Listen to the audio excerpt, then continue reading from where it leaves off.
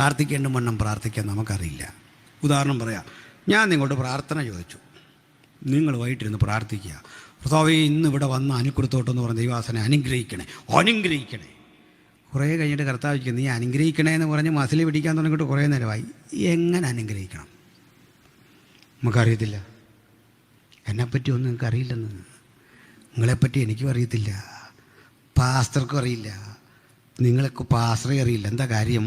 ഇവിടെ എഴുന്നേറ്റ് നിന്ന് നിങ്ങൾ പറയല്ലേ സാക്ഷി, ആ സാക്ഷി പറഞ്ഞത് മുഴുവൻ എടുത്തു നോക്കിയാൽ ഇന്ന് വരെ നമ്മൾ യഥാർത്ഥ സാക്ഷ്യം പറഞ്ഞില്ല.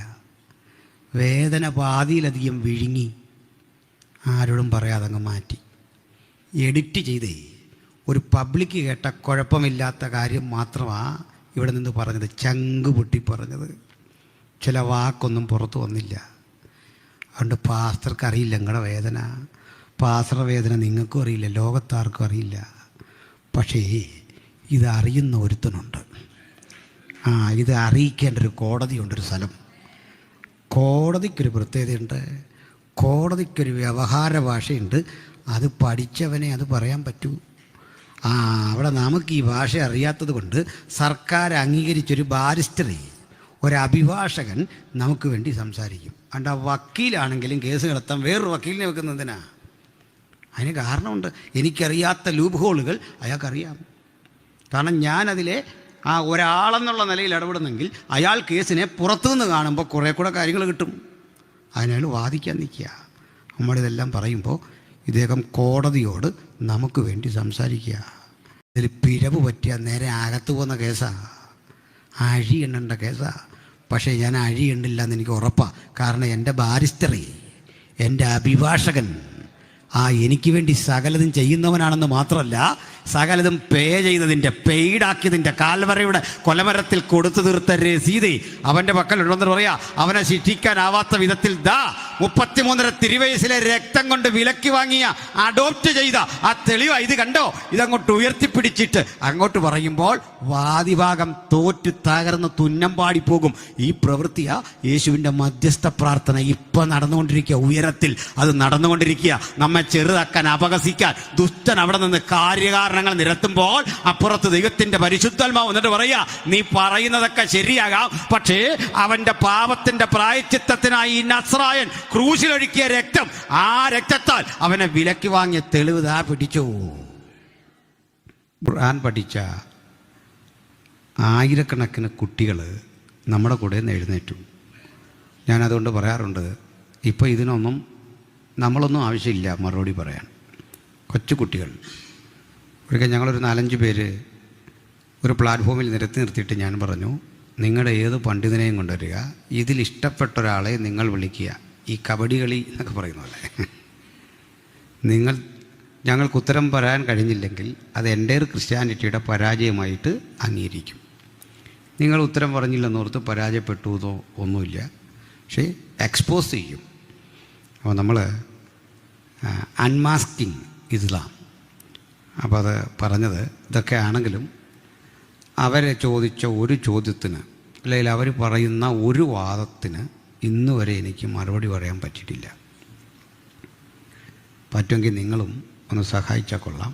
മറുപടി പറയാൻ പ്രാപ്തരായ ആരെങ്കിലും വന്നാൽ നല്ലത്. അത് ഖുർആൻ ദൈവവചനമാണെന്ന് അവർക്ക് അനായാസേന തെളിയിക്കാൻ പറ്റും. അതിൻ്റെ തെളിവ് നിരത്തുന്നത് എങ്ങനെയാണ്? നമ്മൾ ചോദിക്കും, ആട്ടെ ഖുർആൻ ദൈവവചനമായിരിക്കുന്നത് എങ്ങനെയാണ്? അപ്പോൾ പറയുന്ന ഉത്തരം, അത് അള്ളാഹുവിൻ്റെ പ്രവാചകനായ മുഹമ്മദാണ് ഖുർആൻ എഴുതിയത്, അതുകൊണ്ട് അത് ദൈവവചനമാണ്. ആട്ടെ, ഈ മുഹമ്മദ് പ്രവാചകനാണെന്ന് ആര് പറഞ്ഞു? അത് പരിശുദ്ധ ഖുർആൻ പറഞ്ഞു. പരിശുദ്ധ ഖുർആൻ പറഞ്ഞാൽ എങ്ങനെ മുഹമ്മദ് പ്രവാചകനാകും? മുഹമ്മദ് അള്ളാഹുവിൻ്റെ പ്രവാചകനാണല്ലോ. അതെ, മുഹമ്മദ് അള്ളാഹുവിൻ്റെ പ്രവാചകനാണെന്ന് ആരാ പറഞ്ഞേ? അത് ഖുർആൻ പറഞ്ഞു. ഖുർആൻ ദൈവജനാണെന്ന് ആര് പറഞ്ഞു? അത് മുഹമ്മദ് പറഞ്ഞു. മുഹമ്മദ് പ്രവാചകനാണെന്ന് ആര് പറഞ്ഞു? അത് ഖുർആനിൽ എഴുതിയിരിക്കല്ലേ. ഇന്ന് വരെ എനിക്ക് ഉത്തരം പറയാൻ പറ്റിയിട്ടില്ല. നിങ്ങൾക്കെന്തോ മനസ്സിലായി? ഞാൻ ലാസ്റ്റ് പറഞ്ഞു, നമിച്ചു ഉസ്താദെ, നമിച്ചു. എന്തിനാണ് അവരെ ഇങ്ങനെ ജയിപ്പിക്കുന്നതെന്ന് അറിയണ്ടേ? ഇതിനാണ് അൺമാസ്കിങ് ഇസ്ലാം. അതിൻ്റെ മറ പൊളിച്ച് കാണിക്കുക. അത്ര ദുർബലമാണ് ആ വാദം. Circulating argument. ഒരു ആർഗ്യുമെൻറ്റിൽ ഇത് ചാടി ഇപ്പുറത്ത് വരും, അത് തന്നെ ഇപ്പുറത്ത് പറയും, അത് തന്നെ ഇപ്പുറത്ത് പറയും. ഉത്തരാകുമോ? ആകുമോ? ഒരു ലോജിക്കൽ ബേസ് ഉണ്ടോ? പക്ഷെ നമ്മളോട് ചോദിക്കുക, ബൈബിൾ എങ്ങനെ ദൈവവചനമാകുന്നേ? ബൈബിളിൽ ദൈവവചനം ആണെന്ന് എഴുതിയാൽ വചനമാവില്ല. നമുക്കാവും, പബ്ലിക്കിനാവുമോ? ഇല്ല. അപ്പോൾ ഒരു അവിശ്വാസിയെ കൺവിൻസ് ചെയ്യിക്കാൻ ഇതിന് പ്രധാനപ്പെട്ട കാര്യം ഇതിൽ പറയുന്ന പ്രവചനം തന്നെയാണ്. ആ പ്രവചനങ്ങൾ പിൽക്കാലത്ത് ചരിത്രത്തിൻ്റെ ഭാഗമായി. ചരിത്രത്തിൻ്റെ ഭാഗമായപ്പോൾ അത് അങ്ങനെ തന്നെയോ എന്നറിയാൻ നമ്മുടെ മുമ്പിൽ മറ്റൊരു ശാസ്ത്രശാഖയുണ്ട്. എൻ്റെ പേര് ആർക്കിയോളജി എന്നാണ്, പുരാവസ്തു വിജ്ഞാനീയം. ബൈബിളിൽ പറയുന്ന സംഭവങ്ങളൊക്കെ ശരിയാണ് എന്ന് ആർക്കിയോളജി തെളിയിച്ചു. ഉദാഹരണം, ഒരു നീർപ്പാത്തി ഒരു രാജാവ് ഉണ്ടാക്കി വെള്ളം വാട്ടർ സപ്ലൈ നടത്തിയെന്ന് ബൈബിളിലുണ്ട്. ഉൽഖനനം വഴി അത് തെളിയിച്ചപ്പോൾ അതിൽ കള്ളമില്ല. അപ്പോൾ ഇതിൽ പറഞ്ഞ സംഭവങ്ങളും വിശദീകരിച്ച വസ്തുതകളുമെല്ലാം ചരിത്രത്തോട് നീതി പുലർത്തുന്നതാണ്. അല്ല, ഇതിൽ പറയുന്ന കാര്യങ്ങൾക്ക് അമാനുഷികതയില്ല. എക്സാമ്പിൾ, ഗലീലയിലെ കാനാവിലെന്ന് പറഞ്ഞാൽ ഇന്നും ഗലീല അവിടെ ഉണ്ട്, കാന അവിടെ ഉണ്ട്. അവൻ എരികോവിലേക്ക് ചെന്നാറേ എരികോ അവിടെ ഉണ്ട്. ഇത് ആകാശഗംഗ, ഐരാവതം, ആകാശപുഷ്പം എന്നൊക്കെ പറഞ്ഞൊരു സാധനം അല്ലിത്. മനസ്സിലായില്ലേ? ലിറ്ററലാണ്. അതാണ് ഇതിൻ്റെ ഭംഗി. ഹല്ലേലൂയ. സൂപ്പർ നാച്ചുറലായ മെറ്റാഫിസിക്കലായൊരു ലോകത്തെപ്പറ്റി ഒത്തിരി പറയാനല്ലത് വന്നേ. പക്ഷെ അതുകൊണ്ട് ആ ഒരു ലോകവും കൂടെ ഉണ്ട്. അപ്പം അത് എല്ലാം സയൻറ്റിഫിക്കലാണ്. എന്തിനാണ് നിത്യത? അതും സയൻറ്റിഫിക്കലാണ്. എന്താ പറയാൻ കാരണം? സ്വർഗമൊക്കെ എന്തിനാ? പ്രാർത്ഥനയൊക്കെ എന്തിനാ? ലിമിറ്റേഷൻസിനെ ഓവർകം ചെയ്യാനാണ് നിത്യത, അല്ലേ? നമുക്ക് ലിമിറ്റേഷൻസ് ഉണ്ട്. പ്രായമാകുമ്പോൾ നമുക്ക് ക്രമേണ മരിക്കും. അത് ലിമിറ്റേഷനാണ്. ആ ലിമിറ്റേഷനെ ഓവർകം ചെയ്യണം. അതിനാണ് നിത്യത. ഒത്തിരി വിശദീകരണങ്ങൾ ഫിലോസഫിക്കലി എക്സ്പ്ലെയിൻ ചെയ്യാൻ പറ്റും. നമുക്കിപ്പോൾ ആവശ്യമില്ല. കുറേ പേരൂടെ വരും എന്ന പ്രതീക്ഷയിലാണ് ഒരു മുഖവുര ഈ വിധത്തിൽ പറഞ്ഞേ. മനസ്സിലാവുന്നുണ്ടോ? നമുക്ക് ബാക്കിയിലേക്ക് കിടക്കാം. ഈ യേശുവിൻ്റെ പ്രവചനം നിറവേറി, ദേവാലയം തകർന്നു. അപ്പോൾ ഈ ജൂതന്മാർ ജെറുസലേം വിട്ടുപോയി.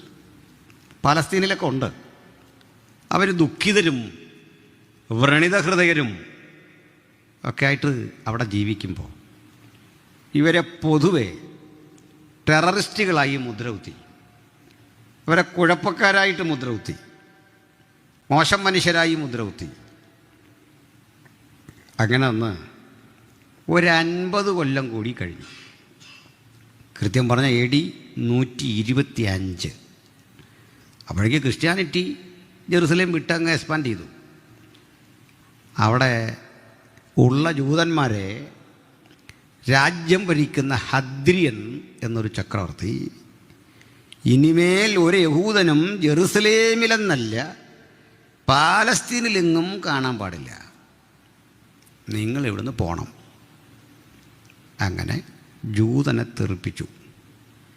ചരിത്രത്തിൽ ആദ്യമായി നാമത്തിന് പോലും പേരിന് പോലും ജൂതനില്ലാത്ത ഒരു ഇസ്രയേൽ അല്ലെങ്കിൽ പാലസ്തീനിയ രൂപപ്പെട്ടു. അങ്ങനെ ജൂതന്മാർ ചിതറി ലോകം മുഴുവൻ. സ്കാറ്റേഡ് ജ്യൂസ്, ചിതറപ്പെട്ട ജൂതന്മാർ എന്ന പേരിൽ നമ്മൾ അവരെ പറ്റി പഠിക്കും. ചിതറിപ്പോയ ജൂതൻ്റെ ആ ചിതറലിന് പിന്നിൽ ഒരു കാരണം ഉണ്ടായിരുന്നു. ആവർത്തന പുസ്തകം പറയുക, ഈ പുസ്തകത്തിലെ പ്രമാണം വിട്ട് നീ ഇടത്തോട്ടോ വലത്തോട്ടോ മാറരുത്. മാറിയാൽ നിന്റെ ദൈവമായ യഹോവ ഭൂതലത്തിലെങ്ങും നിന്നെ ചിതറിക്കും. പീഡയും കെണിയും ഭയവും നിനക്ക് വന്നു ഭവിക്കും. ആ ഘട്ടത്തിൽ പീഡയുടെ ആധിക്യം കൊണ്ട് ഈ പകലൊന്ന് കഴിഞ്ഞുകൂടിയാൽ മതി എന്ന് നീ പറയും. ഒന്ന് സന്ധ്യയായി കിട്ടിയെങ്കിൽ, സന്ധ്യയിലൊരു ആശ്വാസമൊക്കെ കിട്ടും എന്ന് നീ പ്രതീക്ഷിക്കും. പക്ഷെ സന്ധ്യയാകുമ്പോൾ പറയും ഒന്ന് നേരം വെളുത്തെങ്കിൽ. അസ്വസ്ഥത നിറഞ്ഞ മനസ്സോടെ നീ ജീവിക്കേണ്ടി വരും. അനുസരിക്കുന്ന യാഗത്തേക്കാൾ നല്ലതാണെന്ന് പറഞ്ഞ എന്തൊരു വചനത്തിൻ്റെ ആഴം അല്ലേ? അങ്ങനെ ജൂതൻ ചിതറിപ്പോയ ജൂതൻ്റെ ആദ്യ കാലഘട്ടമൊക്കെ അഭിവൃദ്ധിയുടേതൊക്കെ തന്നെയായിരുന്നു. നാടില്ലെങ്കിലും പോയ ഇടങ്ങളിൽ തൊഴിലെടുത്ത് അവൻ ധനാഢ്യനായി, വലിയ സമ്പന്നരായി മാറി. ഈ ബാങ്ക് എന്നൊരാശയം തന്നെ ജൂതന്മാരുടേതാണ്. നമ്മുടെ കയ്യിലെ പണമൊക്കെ ശേഖരിച്ച് നമുക്കൊരു ഇൻട്രസ്റ്റ് തന്നിട്ട് ബിസിനസ്സിന് പുറത്തേക്ക് കൊടുക്കുക, അതിന് കൂടിയ പലിശ വാങ്ങുക. ഈ ഒരു ആശയമാണല്ലോ ബാങ്ക്. ഈ ഒരു ആശയം ലോകത്തിൻ്റെ മുമ്പിൽ കൊണ്ടുവന്ന് ശക്തിപ്പെടുത്തിയത് ജൂതന്മാരാണ്. നാം അറിയുന്ന ആഡം സ്മിത്ത് ഉണ്ടല്ലോ, എക്കണോമിക്സുമായിട്ട് ബന്ധപ്പെട്ട്, കാൽ മാർക്സ് ഉണ്ടല്ലോ, ഇവരൊക്കെ തന്നെ ജൂതന്മാരായിരുന്നു. അപ്പോൾ ഇവരുടെ ചിന്തകൾക്കൊക്കെ അതിൻ്റേതായ ചില സ്വാധീന ശക്തി ഉണ്ടായി. ഇവരുടെ ചിന്തകൾ അതിൻ്റെ പരിമിതികളുമുണ്ട്, സവിശേഷതകളുണ്ട്. അത് ക്യാപിറ്റലിസം എടുത്താലും സോഷ്യലിസം എടുത്താലും രണ്ടിൻ്റെയും പിന്നിലെ ബ്രെയിൻ ജൂതന അല്ലേ? ക്യാപിറ്റലിസം എടുത്താലോ കമ്മ്യൂണിസത്തെ എടുത്താലോ ബ്രെയിൻ ജൂതന. ഒരു ജൂവിഷ് കോൺട്രിബ്യൂഷനാണ് അത്. ആ രണ്ടാശയങ്ങളും ആ രണ്ട് ചിന്താധാരകളും അവർക്കിടയിൽ നിന്ന് വന്നു. സമ്പത്തിൻ്റെ വ്യവഹാരങ്ങളുടെ മേധാവിത്വം ജൂതൻ്റെയാണ്. അങ്ങനെ പോയിടത്തെല്ലാം സമ്പന്നനായ ജൂതന് ഒരു ഘട്ടം കഴിഞ്ഞപ്പോൾ ഒരു തിരിച്ചടി. എൻ്റെ കാരണം നമ്മുടെ നാട്ടിൽ വന്ന ജൂതൻ നമ്മുടെ പണം ശേഖരിച്ചിട്ട് സമ്പന്നനായി മാറിയിട്ട് നമുക്ക് പണം പലിശയ്ക്ക് തന്ന് സീസ് ചെയ്ത് ജപ്തി ചെയ്ത് നമുക്കുള്ളതെല്ലാം പിടിച്ചെടുത്ത് നാട്ടുകാരൻ ഈ ജൂതൻ്റെ അധികാരത്തിൻ്റെ കീഴിലേക്ക് അമരുന്നു എന്ന ഒരു ബോധം മനുഷ്യർക്കുണ്ടായിട്ട് ഒരു ജൂത വിരോധം ഇവർക്കിടയിലേക്ക് ആളിക്കത്തിക്കാൻ ആളുകൾ ശ്രമം നടത്തി. ഞാൻ സമയക്കുറവുകൊണ്ട് ഇടയ്ക്കുള്ളതെല്ലാം വിടുകയാണ്. അതിൽ ഏറ്റവും അധികം സമയം ചെലവഴിച്ചത് ഹിറ്റ്ലറും മുസോളിനിയൊക്കെ ആയിരുന്നു. ബെനിറ്റോ മുസോളിനിയും ഹിറ്റ്ലറും സർചക്രവർത്തിമാരും ഒക്കെ ജൂതവിരുദ്ധ ആശയങ്ങൾ പ്രചരിപ്പിച്ചു. എന്തിന്? കാത്തലിക്സ് ജൂതവിരുദ്ധാശയങ്ങൾ പ്രചരിപ്പിച്ചു. ഈവൻ പ്രൊട്ടസ്റ്റൻ്റുകൾ പോലും ജൂതവിരോധം ആളിക്കത്തിച്ചു. ആ ചരിത്രം കാണാതിരിക്കരുത്. പോയിടത്തെല്ലാം ജൂതനെ കാണുന്നത് ക്രിസ്തുവിനെ ക്രൂശിച്ച ആളല്ലേ നീ ശപിക്കപ്പെട്ടവനാ, നിന്നോട് ഇടപെടുന്നത് കൊണ്ടൊക്കെ ശാപം ഉണ്ടാകും. അങ്ങനെ ജൂതൻ ലോകത്തിൻ്റെ പലയിടങ്ങളിൽ ചിതറിയ ജൂതൻ്റെ ആദ്യഘട്ട അഭിവൃദ്ധി കഴിഞ്ഞ് രണ്ടാം ഘട്ടം പടിയിറക്കം ആരംഭിക്കുക. പീഡനത്തിൻ്റെ വഴിയിലൂടെ അവർ കടന്നുപോയി. ആ പീഡന മുറകൾ പലതും അതിഭീകരമായിരുന്നു. ആ പീഡനങ്ങൾക്ക് നേതൃത്വം കൊടുത്തത് സർചക്രവർത്തിമാരും അതുപോലെ നമ്മളറിയുന്ന ഹിറ്റ്ലറും മുസോളിനിയും ഒക്കെ ആയിരുന്നു. ക്രൂര പീഡ. ആ പീഡയ്ക്ക് പല കാരണങ്ങൾ അവർ കണ്ടെത്തി. ജൂതനോടുള്ള ജന്മസിദ്ധമായ വിരോധം പറഞ്ഞ് പ്രചരിപ്പിച്ചു. ജൂതനാണ് മറുവശത്തെങ്കിൽ അവൻ കൊള്ളൂലാത്തവനാണ്, ക്രിമിനലാണെന്നൊരു മുദ്ര കുത്തി. യൂറോപ്പിലെ ജർമ്മനിയിലെ പല കടകൾക്ക് മുമ്പിൽ എഴുതി വെച്ചു, ഞങ്ങൾക്ക് ജൂതന്മാരുമായി ഇടപാടില്ല, ജൂതന്മാർക്ക് പ്രവേശനമില്ല. ഇനി ഒരു ജൂതന് വാഹനത്തിൽ യാത്ര ചെയ്യണോ? തദ്ദേശവാസികളായ അവസാനത്തെ ആളും കയറി എന്ന് ഉറപ്പായെങ്കിലേ ജൂതന് കയറാൻ പറ്റൂ. കയറിയാൽ ഇരട്ടി പണം കൊടുക്കണം. സീറ്റ് പെട്ടെന്ന് നാട്ടുകാർ വന്ന് ഒഴിഞ്ഞു കൊടുക്കണം. അവൻ അനീതിയെ ചോദ്യം ചെയ്താൽ പറയും, ബിക്കോസ് യു ആർ എ ജൂ. ഇവിടെ യാത്ര ചെയ്യണോ? ഇതാ നിയമം. ജൂത വിദ്യാർത്ഥികളോട് കാട്ടിയ അവഗണന ക്രൂരമായിരുന്നു. അവർ എത്ര പഠിപ്പുള്ളവരായിരുന്നാലും പറയും, നിങ്ങൾ കോപ്പി അടിക്കും, നിങ്ങൾ അങ്ങനെയുള്ള മനുഷ്യരാ, വഞ്ചനയാണ് നിങ്ങളുടെ അടിസ്ഥാനം. അതുകൊണ്ട് ഈ ജൂതരുടെ വിദ്യാർത്ഥികളെ പിൻനിരയിലിരുത്തുകയും അവഹേളിക്കുകയും അവരുടെ റിസൾട്ടുകളിൽ അവിശ്വസനീയത പ്രചരിപ്പിക്കുകയും ഒക്കെ ചെയ്തു. അതുമാത്രമല്ല, ഈ ജൂതന്മാരുമായുള്ള ഇടപാടിൽ നാട്ടുകാരും ജൂതനും തമ്മിൽ തർക്കമുണ്ടായാൽ, പ്രത്യേകിച്ച് വ്യവഹാര കോടതികളിൽ പോലും നീണ്ട ചർച്ചയില്ല. എതിർവശത്ത് ജൂതനെങ്കിൽ നീ കുറ്റവാളിയാണെന്ന് ഉറപ്പാണ്. ക്രിമിനൽ കേസുകളിൽ പിടിക്കപ്പെടുന്ന ജൂതന്മാർക്കൊരു ശിക്ഷയുണ്ട്. അത് ജർമ്മനിയിൽ അവർക്കൊരു മഞ്ഞ നിറമുള്ള ടീഷർട്ട് കൊടുക്കും. അത് നല്ലതാണല്ലേ. നമ്മളെ ക്രിമിനൽ കേസ് പിടിച്ച ഉടനെ ഒരു ടീഷർട്ട്, ഈ ടീഷർട്ടിൽ ഒരു ചുവന്ന നക്ഷത്രം വരയ്ക്കും. പിന്നെ അയാൾക്ക് ആജീവനാന്ത ഇതേ ഇടാൻ പറ്റൂ, വേറെ വസ്ത്രവും ധരിക്കാൻ പറ്റില്ല. ഇതാണ് അയാളുടെ ഇനിയുള്ള ജീവിതം. ഈ ടീഷർട്ട് ധരിച്ച ജൂതനെ കണ്ടാൽ നിങ്ങൾ മനസ്സിലാക്കിക്കൊള്ളണം, ക്രിമിനലാ. സ്ത്രീകൾ മാറോടുന്നു, പുരുഷന്മാരവനെങ്ങനെ നോക്കും. അല്പം കാർക്കശ ബുദ്ധിക്കാരായ പുരുഷന്മാർ വരെ പെട്ടെന്ന് നോക്കൂ, അല്ലെ അടിമേടിക്കും. രണ്ടാമതൊരിക്കൽ കൂടി ക്രിമിനൽ കേസിൽ പെട്ടുപോയാൽ ശരി തെറ്റുമൊക്കെ രണ്ടാമത്തെ കാര്യം. മുമ്പ് വരച്ച ത്രികോണത്തിന് വിപരീത ദിശയിൽ ഒരു ത്രികോണം ഇങ്ങനെയും വരയ്ക്കും. ഇപ്പോൾ ഒരു സ്റ്റാറായി.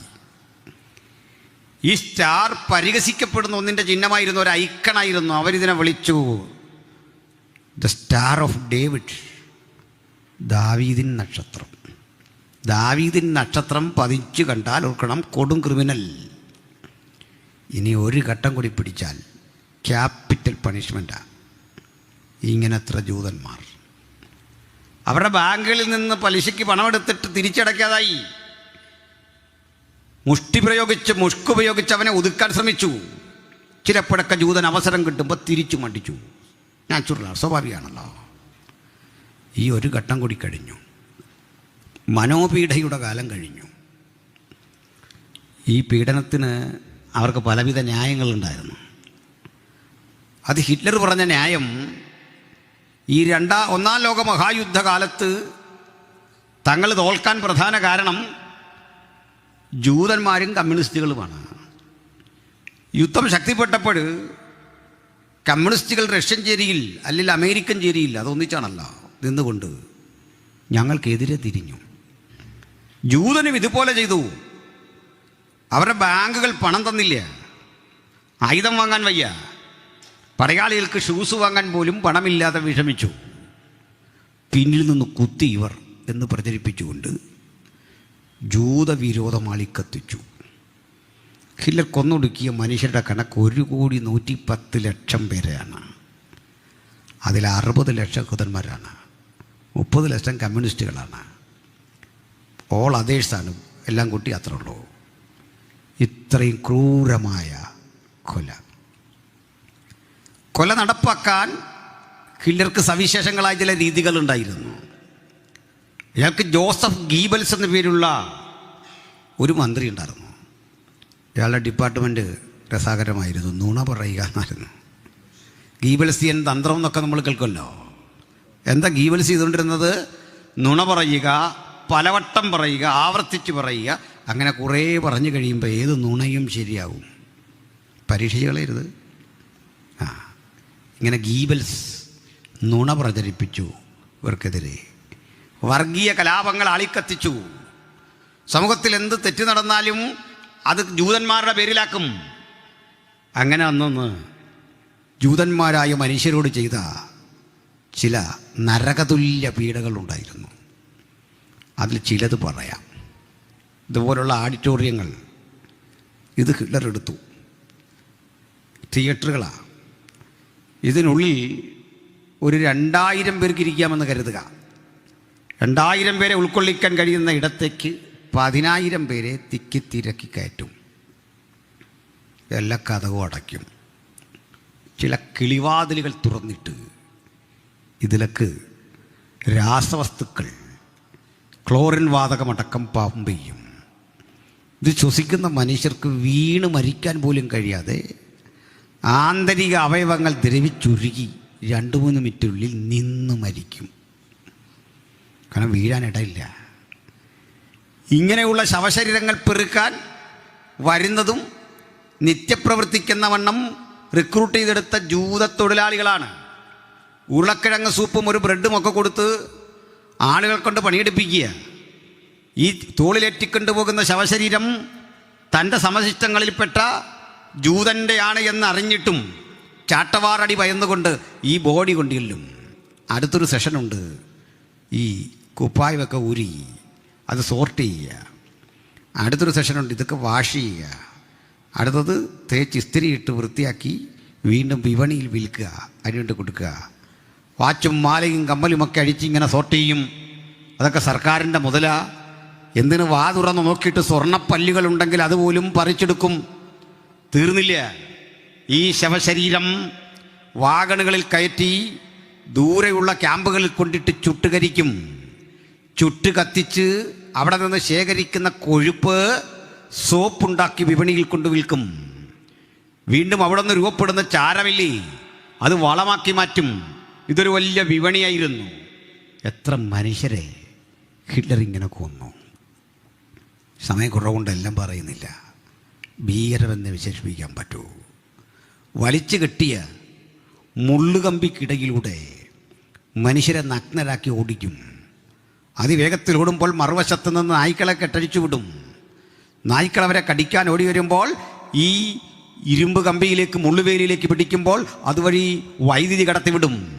ഷോക്കടിച്ചും മാംസം പറഞ്ഞ് അതിൽ പറ്റിപ്പിടിച്ചുമൊക്കെ ആളുകൾ മരിക്കും. മരണം ഒരു നിത്യസംഭവം.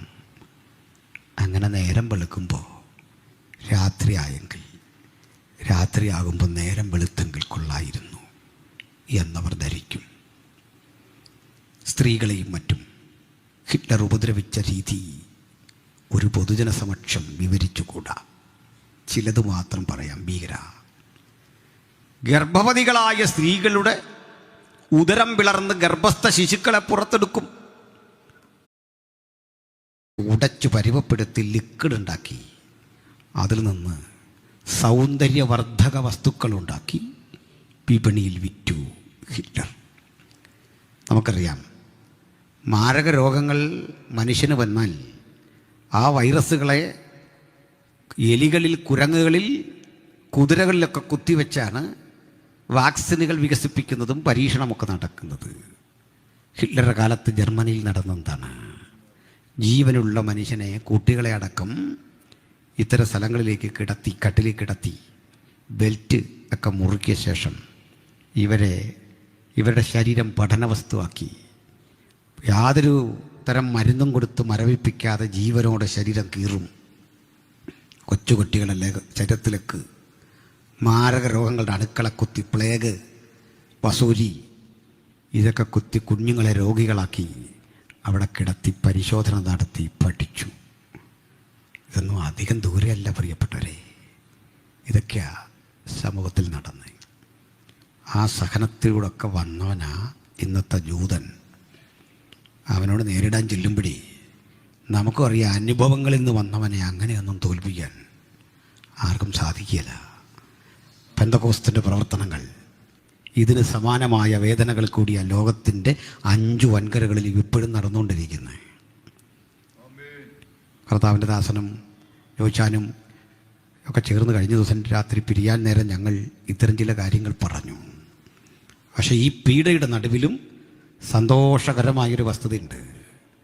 ഇത്രയും കഴിഞ്ഞ 10-15 കൊല്ലത്തിനുള്ളിൽ ഇന്ത്യയിലെ ദൈവസഭ പ്രതീക്ഷയ്ക്കപ്പുറത്ത് വളർന്നു. ഇത്രയും ചർച്ച് ഗ്രോത്ത് നടന്നൊരു കാലഘട്ടമില്ല. ഞാൻ മനസ്സിലാക്കുന്നു, ഫിലദൽഫിയ സഭ നിരവധി മിഷണറിമാരെ സന്ധിക്കുന്നുണ്ട്. അതാണ് വേണ്ടത്. കുമ്പനാടിനെയും വലിയ ബിൽഡിങ് പണിയാനോ നമ്മുടെ നാട്ടിൽ മറ്റെന്തെങ്കിലും കാര്യത്തിനോ പണം ചിലവഴിക്കുന്നതിനപ്പുറത്ത് അർത്ഥവത്തായ ഒരു അനുഗ്രഹം ലഭിക്കാൻ നമ്മൾ ഇനി ചെയ്യേണ്ട ഒരു കാര്യം നോർത്ത് ഇന്ത്യൻ മിഷനെ സപ്പോർട്ട് ചെയ്യുക, സത്യസന്ധമായി പ്രവർത്തിക്കുന്നവരെ കണ്ടെത്തുക. കേരളത്തിലും മിഷൻ ആവശ്യമുണ്ട്. അതിനു വേണ്ടി പണിയെടുക്കുക, പ്രാർത്ഥിക്കുക, ചിലവിടുക. അവരർഹതപ്പെട്ടവരെന്ന് കണ്ട് തിരിച്ചറിഞ്ഞ് മോണിറ്റർ ചെയ്യാൻ ഒക്കെ സാധിക്കണം. യൂതന്മാരുടെ അവസ്ഥ അങ്ങനെ ഭീകരതയുടെ നടുവിലൂടെ കടന്നു പോകുമ്പോൾ ഈ ഒന്നാം ലോകമായുദ്ധം ശക്തിപ്പെട്ടു. ലോകം രണ്ട് ശാക്തിക ചേരികളായി നിൽക്കുക. സത്യം പറഞ്ഞാൽ ഇതിനൊന്നും ഈ ലോകമഹായുദ്ധമൊന്നും വിളിക്കാൻ പാടില്ല. അതാ പുതിയ ചരിത്ര നിഗമനം അങ്ങനെയാണ്.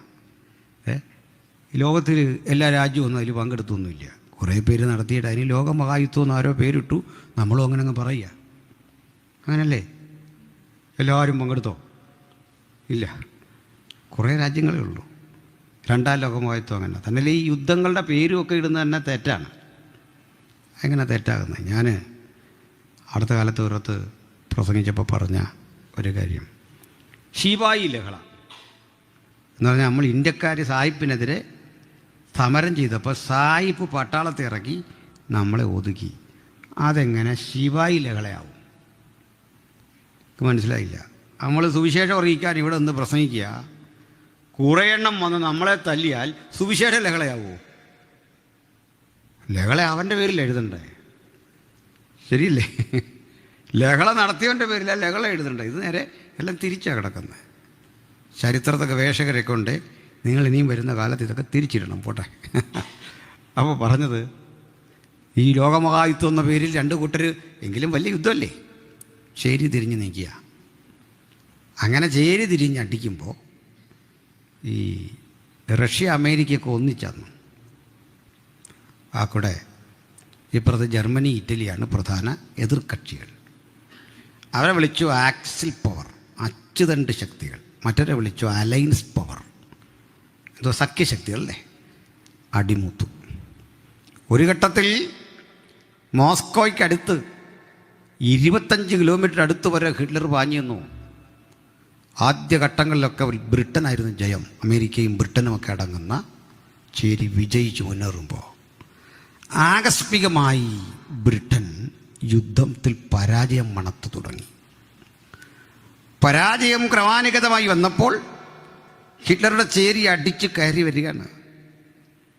ആ ഘട്ടത്തിൽ യുദ്ധം വിജയിക്കാൻ ഒരു വഴിയില്ല. കാരണം കനത്ത തണുപ്പ് വാർച്ചയ്ക്കുള്ളിൽ തങ്ങളുടെ പക്കലുള്ള സ്വാഭാവിക വെടിമരുന്നിന് ഇന്ധനക്ഷമത പോരാ, വിസ്ഫോടനക്ഷമത പോരാ എന്ന് വന്നപ്പോൾ മാഞ്ചസ്റ്റർ യൂണിവേഴ്സിറ്റിയിലെ ഒരു പ്രൊഫസർ സർ ചെയിൻ ബേസ്മാൻ ഇവർക്ക് ഏറ്റവും നൂതനമായ യുദ്ധ സാങ്കേതിക വിദ്യകൾ കൊടുത്തു. TNT ഒന്നുമല്ല.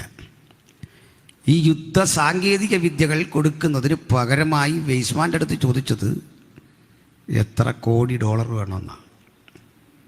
വെയ്സ്മാൻ പറഞ്ഞു, ഡോളറൊന്നും വേണ്ട, യുദ്ധം നിങ്ങൾ ജയിക്കുമ്പോൾ ഞങ്ങൾ ഇന്ന് ലോകത്തെവിടെ ചെന്നാലും ആട്ടിപ്പായിക്കപ്പെടുക, ഞങ്ങൾക്ക് ജീവിക്കാൻ പാകത്തിന് ഒരു സ്ഥലം നിങ്ങൾ തരണം.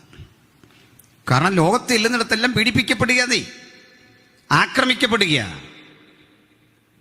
എല്ലായിടത്തും ആക്രമിച്ചു എന്നുള്ളതിൽ ഒരു തിരുത്തുണ്ട്. അവരെ പാശ്ചാത്യ രാജ്യങ്ങൾ സംരക്ഷിച്ചിട്ടുണ്ട് കേട്ടോ. അവിടെ വലിയ കോടീശ്വരന്മാരുണ്ടായി. അവരെ ഒരു കുഴപ്പമില്ലാതെ സംരക്ഷിച്ച മറ്റൊരു സമൂഹം ആരായിരുന്നു? ഇന്ത്യ എന്നൊന്നും പറയണ്ട, കേരളം എന്നങ്ങ് പറഞ്ഞാൽ മതി. എന്നാൽ ഞാൻ അങ്ങനെ പറയാൻ കാരണം, ചില വിഷയങ്ങൾ വരുമ്പോൾ കാര്യത്തോട് എടുക്കുമ്പോൾ നമുക്ക് നമ്മളെ ഉള്ളതെന്നാണ് മനസ്സിലാവുന്നല്ലേ. പ്രളയമൊക്കെ വരുമ്പം അരിയൊക്കെ തന്നിട്ട് കാശ് തിരിച്ചു മേടിച്ചു കളഞ്ഞല്ലേ. മലയാളി, കേരളം ഈ മനുഷ്യരെയൊക്കെ സ്വീകരിച്ചു. ജൂത തെരുവുകളുണ്ടായി, ജൂതർക്ക് സിനഗോഗുകളുണ്ടായി. അവരെ സംരക്ഷിച്ചൊരു സ്ഥലമാണ് നമ്മൾ. അതിൻ്റെ ആനുകൂല്യത്തിലാണ് ഇപ്പോൾ അവർ പറഞ്ഞുകൊണ്ടിരിക്കുന്നത് ഇന്ത്യ അന്ന് ഞങ്ങളെ കൈക്കൊണ്ടെന്ന്. കൈക്കൊണ്ടത് നമ്മളാ. മനസ്സിലായില്ലേ? പോട്ടെ. ഏതായാലും പോടത്തൊക്കെ പീഡിപ്പിക്കപ്പെട്ട ജൂതന്മാർ പീഡയുടെ ആധിക്യത്തിൽ ഒരു സംഭവം ഉണ്ടായി. ഈ വെയ്സ്മാൻ്റെ ഇടപെടലിന് മുമ്പ് അവരെല്ലാം കൂടെ വിയന്നയിലൊരു സമ്മേളനത്തിൽ ഒത്തുകൂടി. നമ്മുടെ പ്രവാസികൾ ഒത്തുകൂടി എന്നൊക്കെ പറഞ്ഞല്ലേ. എന്നിട്ട് പറഞ്ഞു, നമ്മുടെ ആളുകളെ പോകുന്നിടത്തെല്ലാം ഉപദ്രവിക്കുകയാണല്ലോ, നമുക്കൊരു കാര്യം ചെയ്യാം. നമ്മളിൽ അധികം പേർക്കും സാമ്പത്തിക ശേഷിയുണ്ട്, കുറേ മനുഷ്യർക്ക് പണമില്ല. സാരമില്ല, നമുക്ക് ഒത്തുചേർന്നൊരു കളക്ഷൻ എടുത്ത് ഒരു തുക കണ്ടെത്തണം, ഒരു വെൽഫെയറിന്. ഈ തുക കണ്ടെത്തിക്കൊണ്ട് എന്തിനാണെന്ന് അറിയണ്ടേ? ലോകരാജ്യങ്ങളിൽ ഏതെങ്കിലും ഒരു രാജ്യത്തോട് ചോദിക്കുക, ഞങ്ങൾക്ക് ഞങ്ങളുടെ സംസ്കാരം, ഞങ്ങളുടെ ഭാഷ, ഞങ്ങളുടെ ആരാധന, ഞങ്ങളുടെ ശൈലിയിൽ പോകാൻ പാകത്തിന് ഒരു ജില്ല തരണം. വെറുതെ വേണ്ട, പണം തരാം. അതിനൊരു കളക്ഷൻ. അതിനിപ്പോൾ പൈസ ഇല്ലെങ്കിൽ പേടിക്കണ്ട, ഒരു കുറിപ്പ് തന്നാൽ മതി. Within 1 year you have to pay. നല്ലൊരു ഐഡിയ വെച്ചു. നമ്മൾ സ്വത്രാഴ്ച എടുക്കുന്ന പോലെ ഒരു കളക്ഷൻ എടുത്തപ്പോൾ അമ്പരന്ന് പോയി. ആവശ്യത്തിന് വേണ്ടതിൻ്റെ 3 ഇരട്ടി കിട്ടി. പിന്നെ എഴുതേണ്ടി വന്നില്ല. ഈ ഫണ്ടും ഒക്കെ ആയിട്ട് പല രാജ്യങ്ങളിലേക്ക് അവർ അപേക്ഷ വെച്ചിട്ടും ആരും എടുക്കുന്നില്ല. അത് റിസ്ക്കാണ്, വേണ്ട. അവസാനം അവരുടെ ഒരു നിവേദക സംഘം നമ്മുടെ എർദോഗൻ്റെ തുർക്കിയിൽ പോയി. അന്ന് എർദോഗൻ അല്ല, തുർക്കി എന്നൊരു സാമ്രാജ്യമാണ്. തുർക്കിയുടെ അന്നത്തെ സാമ്രാജ്യാധിപതി ഹുസൈൻ രാജാവിനെ നേരിട്ട് കണ്ടു നിവേദക സംഘം. ചക്രവർത്തിയോട് പറഞ്ഞു, ചക്രവർത്തി, അങ്ങയുടെ വിശാലമായ സാമ്രാജ്യത്തിനുള്ളിൽ പെട്ടുകിടക്കുക ഞങ്ങളുടെ പഴയ ഇസ്രയേൽ, നിങ്ങളതിനെ പാലസ്തീൻ എന്നാണ് വിളിക്കുക. ആ പാലസ്തീൻ ഞങ്ങൾക്ക് തിരിച്ചു തരുമെങ്കിൽ ഞങ്ങളുടെ പീഡയെല്ലാം ശമിക്കും. ഞങ്ങൾ നിങ്ങൾക്ക് ചോദിക്കുന്ന പണവും തരാം. കണ്ടോ, ഒരു രാജ്യത്തിന് പൈസ കൊടുക്കാമെന്ന് പറഞ്ഞു. ഇത് ക്യാഷ് തരാം, പ്രശ്നം തീരട്ട്. അപ്പോൾ ഈ ഹുസൈൻ രാജാവ് പറഞ്ഞു, മക്കളെ, നിങ്ങൾ പീഡിപ്പിക്കപ്പെടുന്നൊക്കെ എനിക്കറിയാം. മക്ക കഴിഞ്ഞാൽ, മദീന കഴിഞ്ഞാൽ ഞങ്ങളുടെ പുണ്യഭൂമിയാണ് യെരൂശലേം. സാരമില്ല, എന്നാലും നിങ്ങൾക്കിത് തരാം. അതിന് പണവും വേണ്ട, സൗജന്യമാണ്. വലിയൊരു വിടുതലാണ് കേട്ടപ്പോഴല്ലേ. പക്ഷെ ഒരു കണ്ടീഷനുണ്ട്. കണ്ടീഷൻ എന്താ? കണ്ടീഷൻ, മക്കൾ ഈ ഗലീലിയ തടാകം കണ്ടിട്ടുണ്ടോ? ഉണ്ട്. ആ തടാകത്തിൽ നിന്ന് പുറപ്പെട്ടു പോകുന്ന യോർദാൻ നദി കണ്ടിട്ടുണ്ടോ? ഉണ്ട്. ലോകത്തിലെ ശുദ്ധജല തടാകങ്ങളിലൊന്നാണ് ഗലീലിയ. മിഡിൽ ഈസ്റ്റിലെ ഒരേ ഒരു ശുദ്ധജല തടാകം. നല്ല വെള്ളമാണ്. ഈ വെള്ളം എന്നെങ്കിലും ഒഴുകി ഒലിവുമലയുടെ മീതെ കയറും കാലത്ത് തരാം. കേട്ടിട്ട് എന്തോ തോന്നുന്നു? എന്തോ തോന്നുന്നു? നടക്കുമോ? 100-800 അടി ഉയരാന്ന്. നടക്കുമോ? ആ, നമ്മളാണെങ്കിൽ പിന്നെ അവിടെ തല ചുറഞ്ഞ് നിൽക്കും. അച്ഛാ, അതെങ്ങനെ അച്ഛാ, അത് എന്നായിരിക്കും ഒന്ന് പറഞ്ഞേ. പക്ഷെ ജൂതന്മാരാ, അവർ തിരിഞ്ഞു നിന്നിട്ട് പറഞ്ഞു, ഞങ്ങൾ പോവാം. പരിഹാസം ഞങ്ങൾക്ക് മനസ്സിലായി, പക്ഷേ ഞങ്ങളുടെ ആവശ്യകതയ്ക്ക് മുമ്പിൽ അതും സംഭവിക്കും എന്ന് വിശ്വസിക്കാനായി ഇഷ്ടം. ആ കൂടെ ചുറുചുറുക്കുള്ള യഹൂദ വിദ്യാർത്ഥി ഉണ്ടായിരുന്നു. അവൻ അല്പം കൂടെ ഗൗരവത്തിൽ പറഞ്ഞു, ചക്രവർത്തി, ഞങ്ങളുടെ വിശുദ്ധ ഗ്രന്ഥം നീ വായിച്ചിട്ടില്ലേ?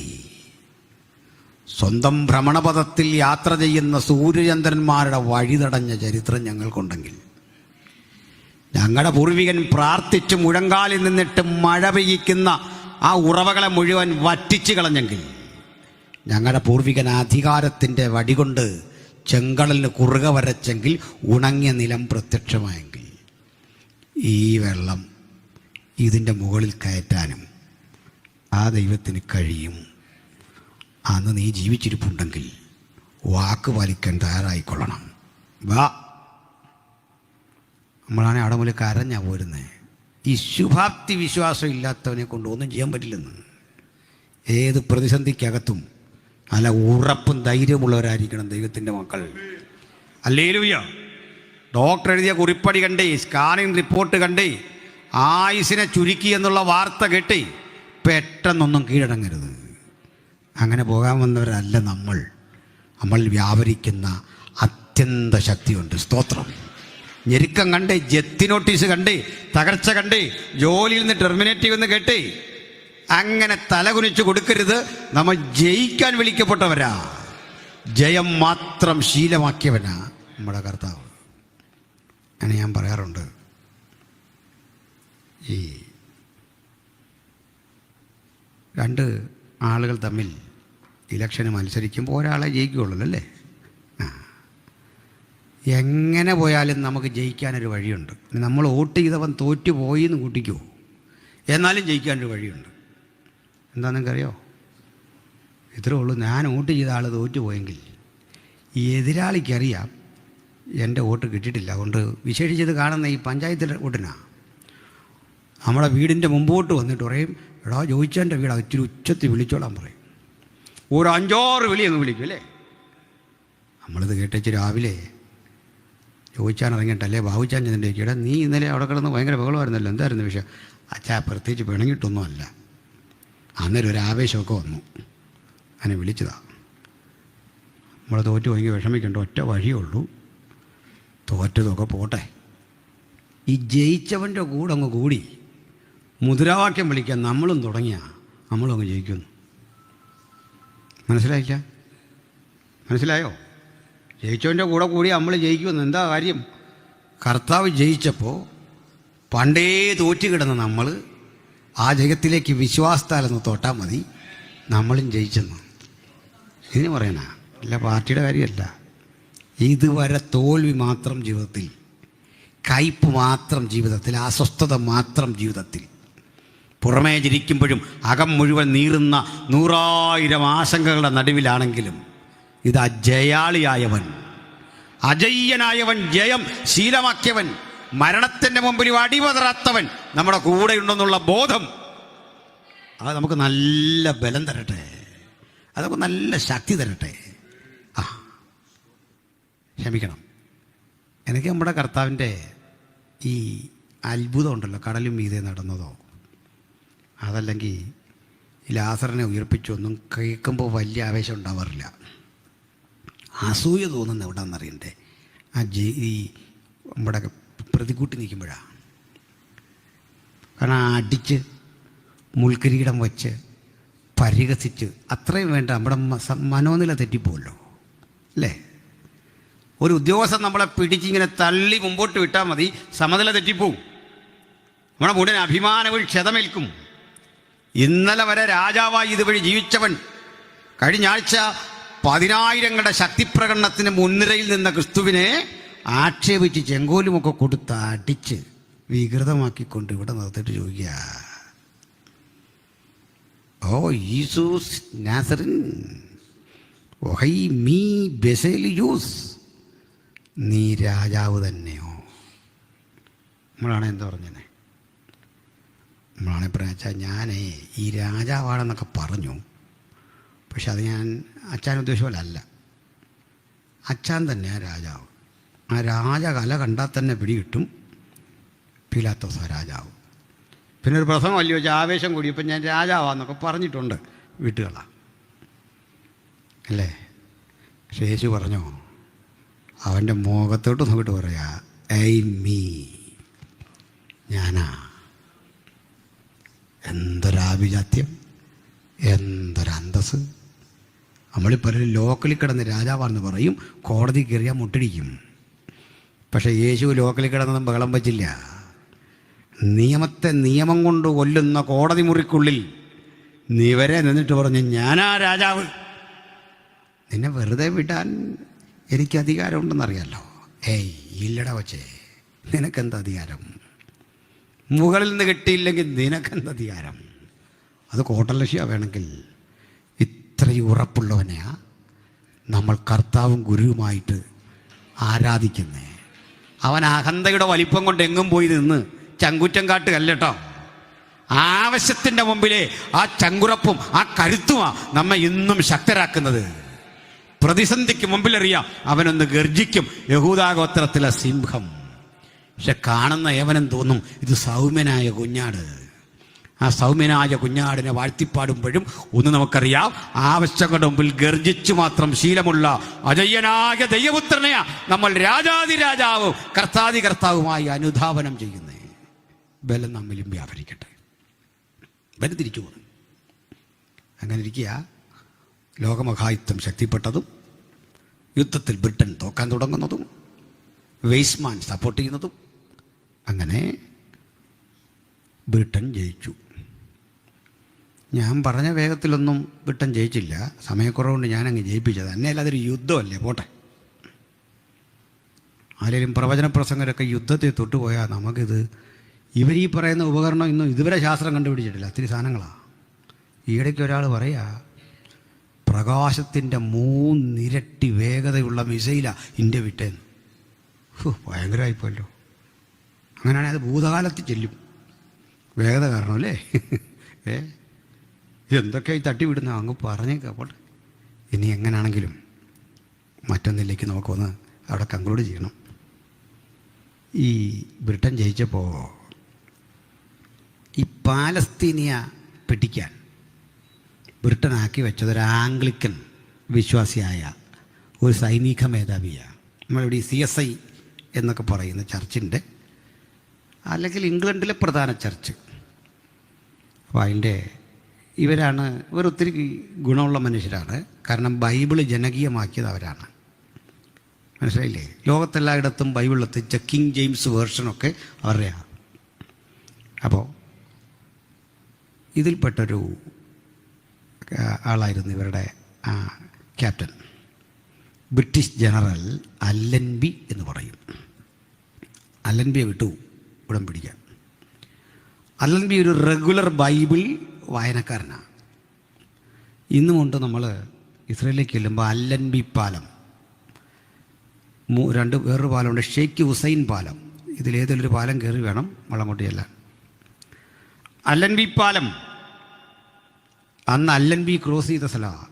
നമ്മൾ ഈ ബെയിലി പാലം കമ്പിയിലൊക്കെ ഉണ്ടാക്കുന്ന പട്ടാളക്കാരുടെ പാലം വഴി അക്കരെ കയറി. അതിന്ന് പുതുക്കിയപ്പണത്. അല്ലൻബി ഈ ഇസ്രയേലിലേക്ക് കാലെടുത്ത് വെച്ച് ഈ വഴിത്താരകളൊക്കെ കണ്ട് ആവേശഭരിതനായി പോവാ. അങ്ങനെ ചെന്ന് ഒലിവുമലയുടെ മുകളിൽ കയറി ബൈനോക്കുലർ കൊണ്ട് ഇങ്ങനെ ഒന്ന് നോക്കി. മനോഹരമായ ഗലീലിയ തടാകം, യോർദാൻ ദൂരക്കൂടി ഒഴുകിപ്പോകുന്നൊക്കെ ഇങ്ങനെ കാണാം. ഒരു നൂല് പോലെ ഇപ്പുറത്തേക്ക് നോക്കി. തൊട്ട് താഴെ കിടക്കുന്നു പണ്ട് ചിതറി തകർന്നു പോയ ജെറുസലേമിൻ്റെ അവശിഷ്ടങ്ങൾ. ബൈബിൾ പഠിച്ചും ചരിത്രം പഠിച്ചും നല്ല ബോധ്യമുള്ള അല്ലൻബിക്ക് മനസ്സിലായി, ഈ സ്ഥലത്ത് ഒലിവുമലയുടെ താഴേക്കുള്ള ഈ വഴി ഇറങ്ങിയ ഒരു കഴുതക്കുട്ടിയുടെ പീതയെ വാഹനമേറി എൻ്റെ ഗുരു കടന്നുപോയത്. തൊട്ടു താഴെയുള്ളൊരു സ്ഥലത്തിരുന്ന് അവൻ ദീർഘനേരം പ്രാർത്ഥിച്ചത് ഗത്സമന. അവിടെ വച്ച് അവനെ അറസ്റ്റ് ചെയ്തു. അറസ്റ്റ് ചെയ്ത അനന്തരം സന്നിധിയും കൗൺസിൽ കൂടുന്ന സ്ഥലം അവിടെ കൊണ്ടുപോയി. മതകോടതിയിലെ വിസ്താരം കഴിഞ്ഞ് പീലാത്തോസിൻ്റെ അരികിൽ, വീണ്ടും ഹെരോദാവിൻ്റെ അരികിൽ, വീണ്ടും മടക്കി താഴേക്ക്. ഈ വഴികളെല്ലാം കഴിഞ്ഞ് കുരിശ് തോളിലെന്തിക്കൊണ്ട് ചാട്ടവാറിനാൽ അടിയേറ്റ് ഇവിടം മുതൽ പോയി യേശു മരിച്ച ഇടം വരെ ഇങ്ങനെ കണ്ട് നിന്നപ്പോൾ അദ്ദേഹത്തിന് ഇവിടെ ഈ പട്ടാളക്കാരൻ്റെ തനി സ്വഭാവത്തിൽ യുദ്ധം ചെയ്ത് കീഴടക്കാൻ ഒരു മടി, ഒരു വൈകാരികമായൊരു പ്രശ്നം. അപ്പോൾ അദ്ദേഹം ഒരു അപേക്ഷ വെച്ചു, കൺട്രോൾ റൂമിലേക്ക് അറിയിച്ചു, എന്നെ ഒന്ന് മാറ്റണം, മറ്റൊരാളെ ആക്ക്. സീനിയർ ഉദ്യോഗസ്ഥനല്ലൻബി. കൺട്രോൾ റൂമിലെ മറുപടി ഇങ്ങനെ, സാധ്യമല്ല, നിങ്ങൾ തന്നെ അത് ചെയ്യണം. അപ്പോൾ അല്ലൻബി വീണ്ടും പറഞ്ഞു, എനിക്ക് എൻ്റെ മഹാരാജാവിൻ്റെ നഗരമായത്, അതിലൂടെ വെടിവെക്കാൻ, ആളുകളെ കൊല്ലാൻ, ചോര ചൊരിയാനൊരു മടി. അപ്പോൾ കൺട്രോൾ റൂമിലെ മറുപടി, മിസ്റ്റർ അല്ലൻബി, നിങ്ങളൊരു പ്രാർത്ഥന മനുഷ്യനെന്ന് എനിക്കറിയാം, നിങ്ങളൊരു വിശ്വാസി എന്ന് എനിക്കറിയാം, വിജയം നിങ്ങളുടെ പക്കലാണ്. നിങ്ങൾ പ്രാർത്ഥിച്ചിട്ട് വീണ്ടും പോലെ ചെയ്യുക. അലൻബി പറഞ്ഞു, അങ്ങനെയെങ്കിൽ വെടിവെക്കാതെ ചോര ചൊരിയാതെ ഞാൻ അവരെ ഒഴിപ്പിക്കാം, എനിക്ക് സമയം കൂടുതൽ തരണം. ആയിക്കോട്ടെ. അലൻബിയും സൈനിക സഹകാരികളും ചില നാളുകൾ അവിടെ പാർക്കണം. പട്ടാള ക്യാമ്പ് സജ്ജീകരിച്ചു, ബാരാക്കുകൾ റെഡിയാക്കി. അനുദിന ജീവിതത്തിൻ്റെ ആവശ്യത്തിന് വെള്ളം വേണം. എന്തു ചെയ്തു?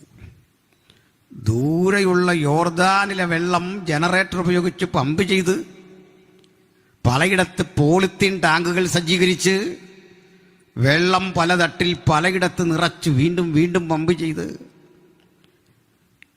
ഒലിവുമലയിലെ മുകളിലെ ക്യാമ്പിൽ വലിയ ടാങ്കിൽ വെള്ളം നിറച്ചു. എന്താ മനസ്സിലായോ വല്ലോ? എന്തായിരുന്നു മറ്റേ ചങ്ങാതി പറഞ്ഞേ? യോർദാനിലെ വെള്ളം ഇവിടെ കയറുമെന്ന്. ഇതൊന്നും അറിയാത്തവനെ ദൈവം അവിടെ വിട്ടിട്ട് മൗനമായിട്ട് ടിബറ്റകളോട് പറഞ്ഞു, കയറണം എന്ന് വെച്ചാൽ കയറും. അതിനാ ഈ ശാസ്ത്ര സാങ്കേതിക വിദ്യയൊക്കെ. ഇതൊക്കെ ജൂതൻ്റെ കണ്ടത്തില്ല. മോളിൽ കയറി വെള്ളം നിറഞ്ഞു കവിഞ്ഞു. എന്നിട്ട് യുദ്ധത്തിന് പോയില്ല. അലൻബി ഒരു ബൈപ്ലാർ ഹെലികോപ്റ്റർ അങ്ങോട്ട് അയച്ചു, പാലസ്തീന് കുറുകെ. എന്നിട്ട് അതിൽ നിന്ന് അറബി ഭാഷയിൽ ലഘുലേഖകൾ താഴേക്കിട്ടു. ആ ലഘുലേഖയിൽ ഇത്ര എഴുതി: കുഞ്ഞുങ്ങളെ, കണ്ടോ, എതിരാളികളെ വിളിച്ചത് അഭിപ്രായം കാരണം, നിങ്ങൾ നമ്മുടെ ഇന്ത്യ ഇതുപോലെ വാണിംഗ് കൊടുത്തോട്ടോ, ഇത് യുദ്ധത്തിലാണ്. നിങ്ങൾ വെള്ളത്തിലൂടെ നീന്തിക്കിടക്കാമെന്ന് വിചാരിക്കരുത്. കാരണം സമുദ്രം, മെഡിറ്ററേനിയൻ, ഞാൻ മുഴുവൻ എൻ്റെ നിയന്ത്രണത്തിന് കീഴിലാക്കി. കപ്പലിൽ കയറിയൊന്നും പോരുത്. പറന്നു പോകാൻ ശ്രമിക്കരുത്. ആകാശത്തിൻ്റെ നിയന്ത്രണവും ഇപ്പോൾ എൻ്റെ കയ്യിലാണ്. ഇഴഞ്ഞ് നീങ്ങരുത്. കരയിൽ ഞാൻ കൊട്ടി അടച്ചിരിക്കുന്നു. ഇത്രയും തന്നെ വേണമെന്നില്ല പേടിക്കാനല്ലേ. ഒറ്റ വഴി, കീഴടങ്ങുക. ഇല്ലെങ്കിൽ ഞാൻ വെടിവെക്കും. കണ്ടോ, എന്തിനാ അതിരി വലിച്ചു വാരി 50 പേജ് രൂപക്കത്തെഴുതി അവസാനം കൊല്ലുമെന്ന് പറയുന്നതിലും നല്ലതല്ലേ? അല്ലേ? പേരുമില്ല, നാളുമില്ല, വിലാസവുമില്ല, അവസാനം പറയാ കൊല്ലും. അതിൽ നല്ല ഒറ്റ വാക്ക്, കീഴടങ്ങുക അല്ലെങ്കിൽ വെടിവെക്കും. എന്നിട്ട് പേരും താഴെ എഴുതി എന്ന് അലൻബി. ഈ ലഘുലേഖ താഴെ കിട്ടിയ പാവം വിദ്യാഭ്യാസം ഇല്ലാത്ത അറബികൾ ഇത്രേ മനസ്സിലായുള്ളൂ, കീഴടങ്ങുക എന്ന് അലൻബി. ഇവർ ഈ അലൻബി എന്നത് അവരുടെ ഭാഷയെ മനസ്സിലാക്കിയത് അല്ലാഹ് എഗെയിൻസ്റ്റ് യു, അല്ലാഹ് എതിരായി. ഇതങ്ങ് പ്രചരിച്ചു. അല്ലാഹ് എതിരാ പറഞ്ഞു കേട്ട്. കണ്ടോ, വിദ്യാഭ്യാസമില്ല വരുന്ന ഗതികേടെ. ആർക്കെങ്കിലും വേണ്ടല്ലേ? ഇപ്പോഴൊക്കെ മാറി കേട്ടോ, യൂണിവേഴ്സിറ്റിയൊക്കെ ആയി. ഏതായാലും ഇവർ ഓരോരുത്തർ കീഴടങ്ങി.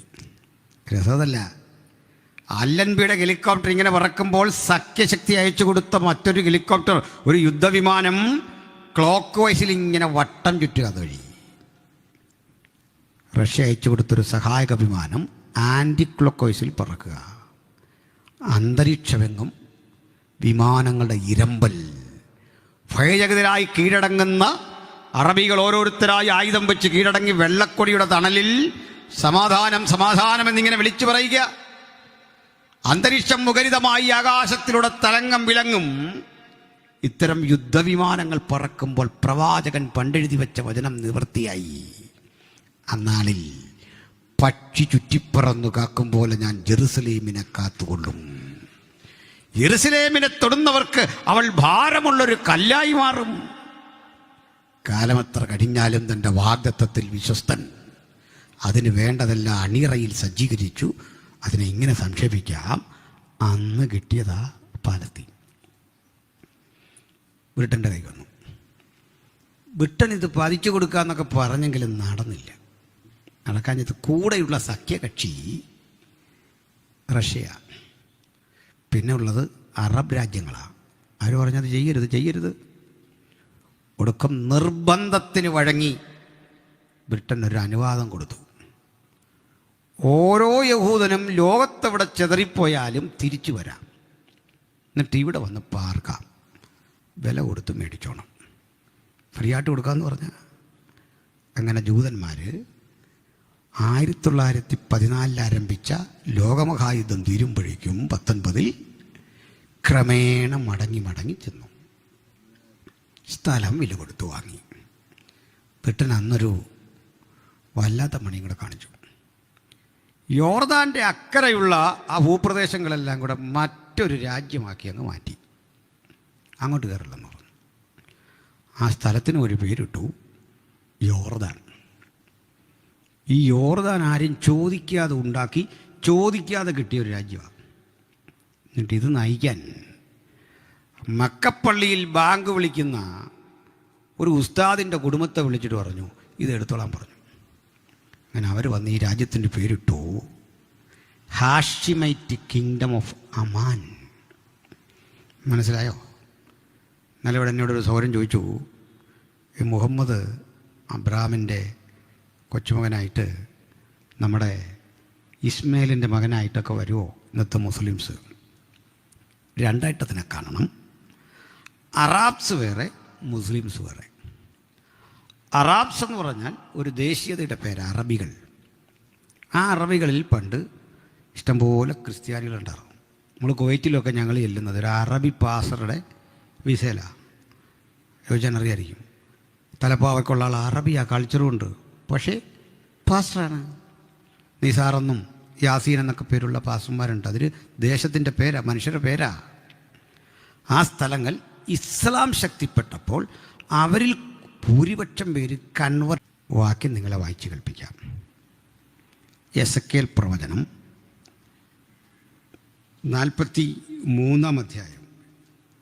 യെശയ്യാ 43-5 ഒന്ന് വായിച്ച്. യെശയ്യാ 43-5.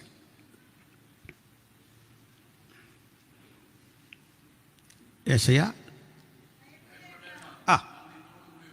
ഭയപ്പെടേണ്ട, ഞാൻ നിന്നോടുകൂടെ ഉണ്ട്.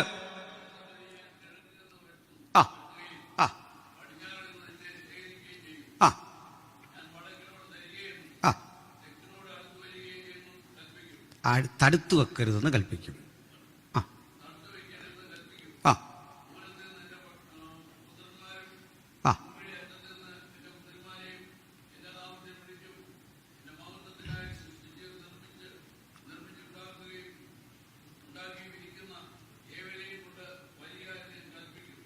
കേൾക്ക്.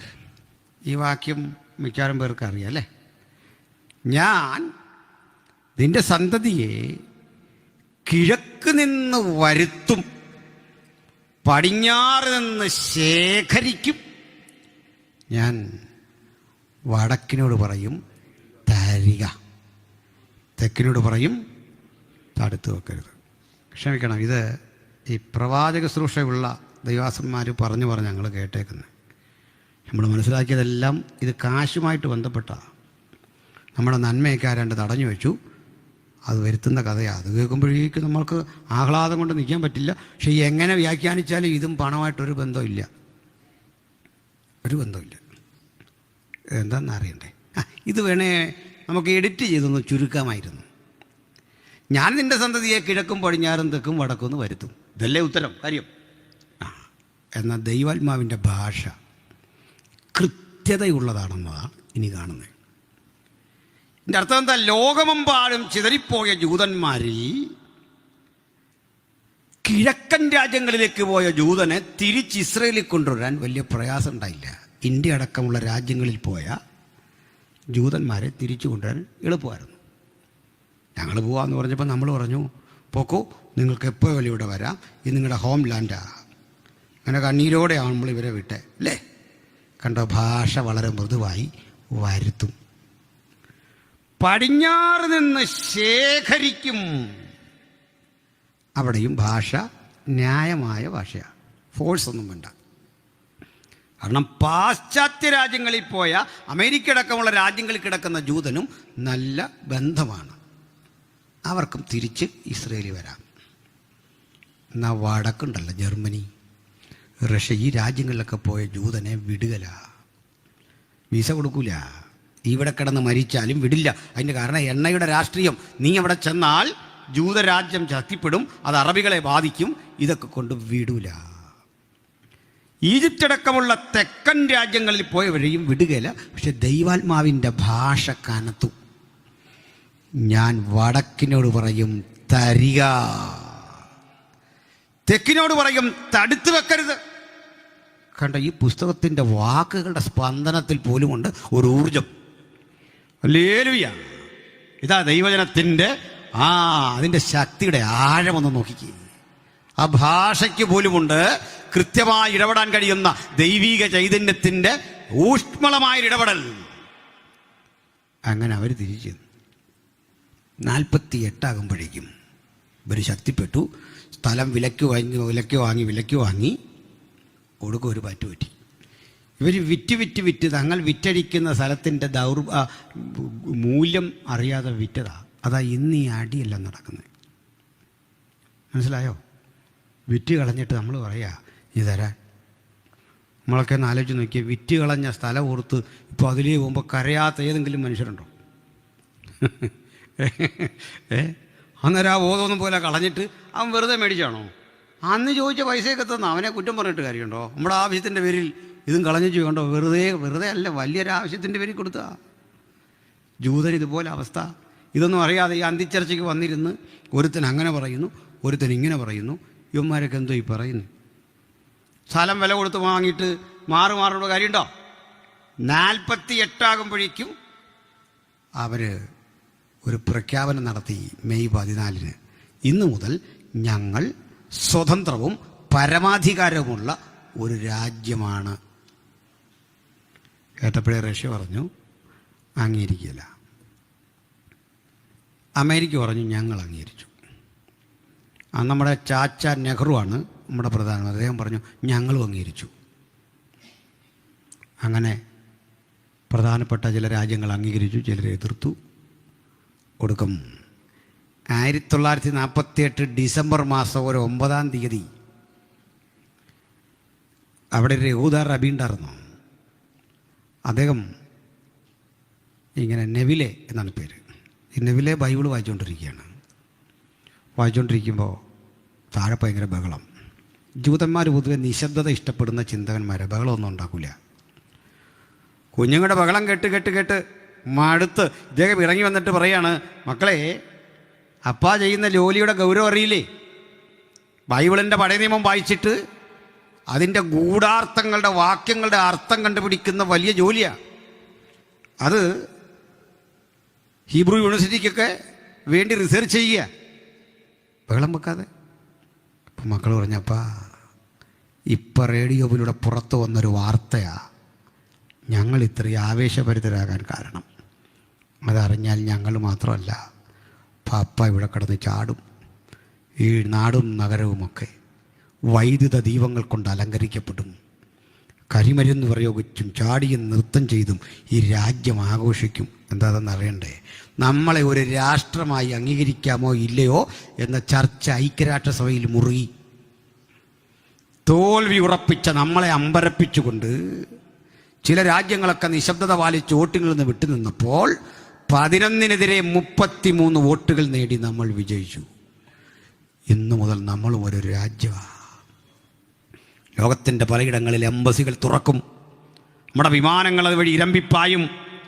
അവിടുന്ന് ആളുകൾ ഇവിടേക്കും നാം അവിടേക്കും യാത്ര തിരിക്കും.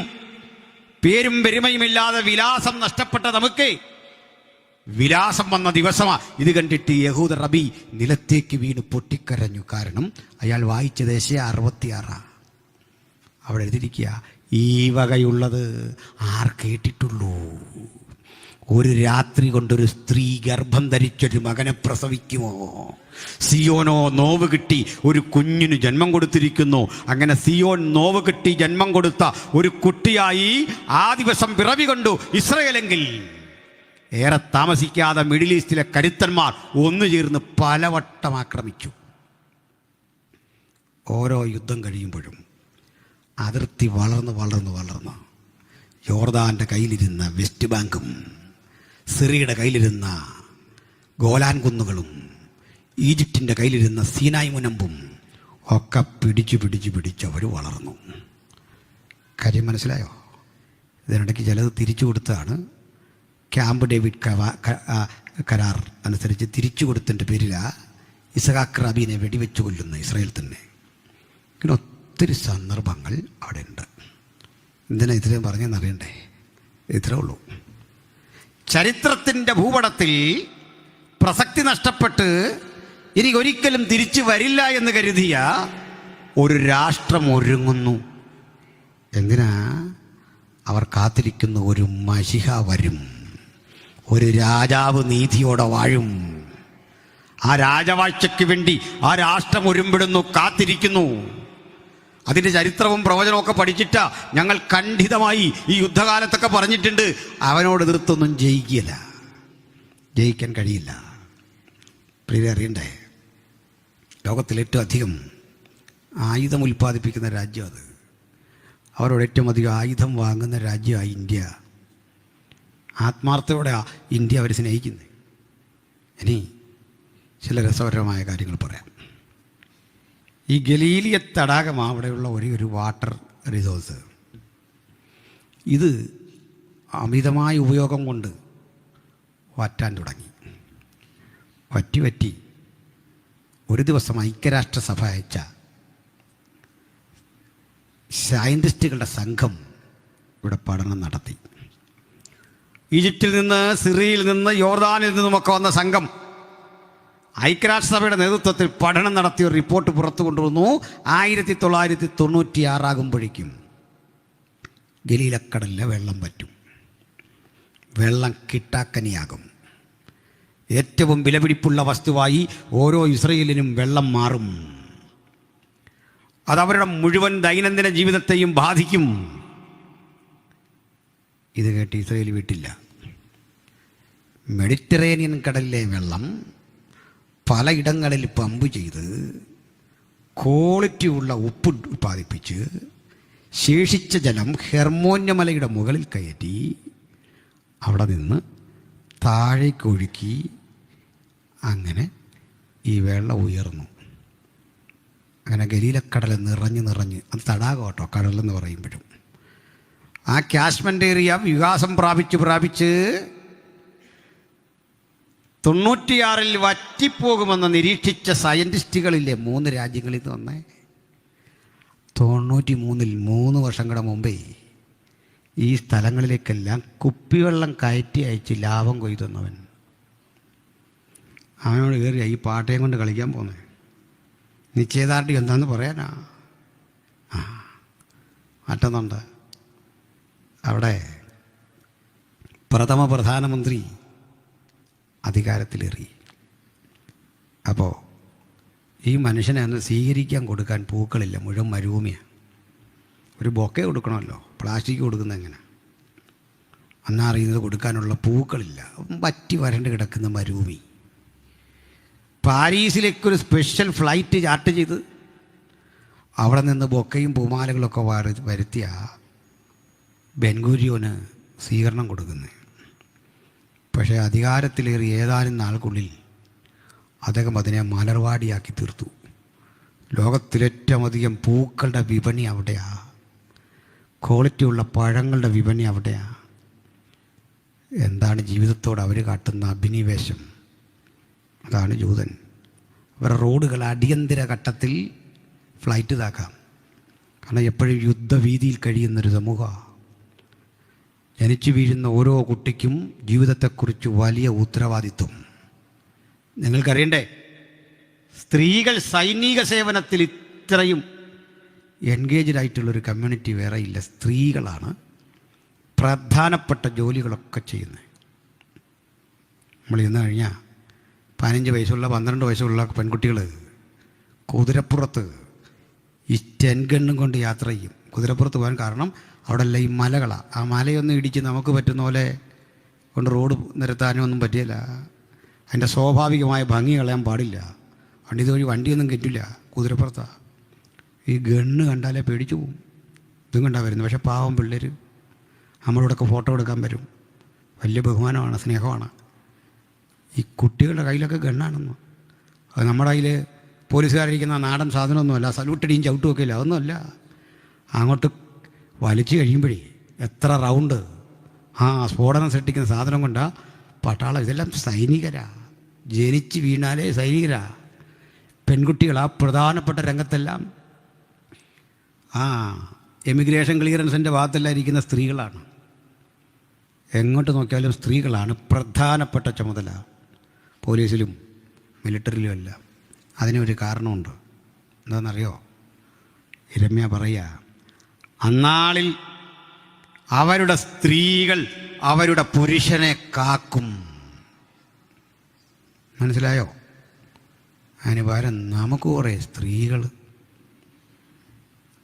കാത്തില്ലെങ്കിലും കുഴപ്പമില്ലൊന്ന് ജീവിക്കാൻ അനുവദിച്ചാൽ മതിച്ചായിരുന്നല്ലേ. മനസ്സിലായോ? പോട്ടെ. കണ്ടോ സ്ത്രീകൾ എങ്ങനെ പരീക്ഷിക്കുന്നതെന്ന് കണ്ടില്ലേ? അപ്പോൾ ജൂത സ്ത്രീകൾ കണ്ടോ, പണ്ടേ പറയുന്നുണ്ട് തിറവുള്ള എബ്രായ സ്ത്രീകളല്ലേ. മര്യാദക്കാരാ പൊതുവെ. ചുമ്മാതെ നമ്മൾ ഈ കാണുന്ന വാർത്തയൊന്നും കറക്റ്റല്ല. BBC നമ്മുടെ നാട്ടിലെ ഈ ചാനലുകളെല്ലാം ജിഹാദികൾ വിലക്കെടുത്ത് അവർക്ക് അനുകൂല വാർത്തയെ കൊടുക്കുന്നത്. യോം കിപ്പൂർ പോലെയുള്ള ആഘോഷം നടക്കുമ്പോഴേ, യോം കിപ്പൂർ എന്ന് പറഞ്ഞാൽ അവരുടെ മഹാപാപ പരിഹാര ദിനം, ആ ദിവസം തിരഞ്ഞെടുത്ത ഇവരെ ആക്രമിക്കുന്നത്. മനസ്സിലായില്ലേ? അവരുടെ ആയുധശേഷിയൊക്കെ വെച്ച് നോക്കിയാലേ ഇത് 10 മിനിറ്റ് കൊണ്ട് തീർക്കാം യുദ്ധം. അവർ അതൊന്നും പോകുന്നവരല്ല. പിന്നെ അതിര് വിട്ട് വരുമ്പോൾ ഒരു ചെറിയ തിരിച്ചടി, ക്ഷമയ്ക്ക് പരിധിയില്ലല്ലേ. ഗത്യന്തരമില്ലെങ്കിൽ ഒരടി. അതായി കണ്ടത്.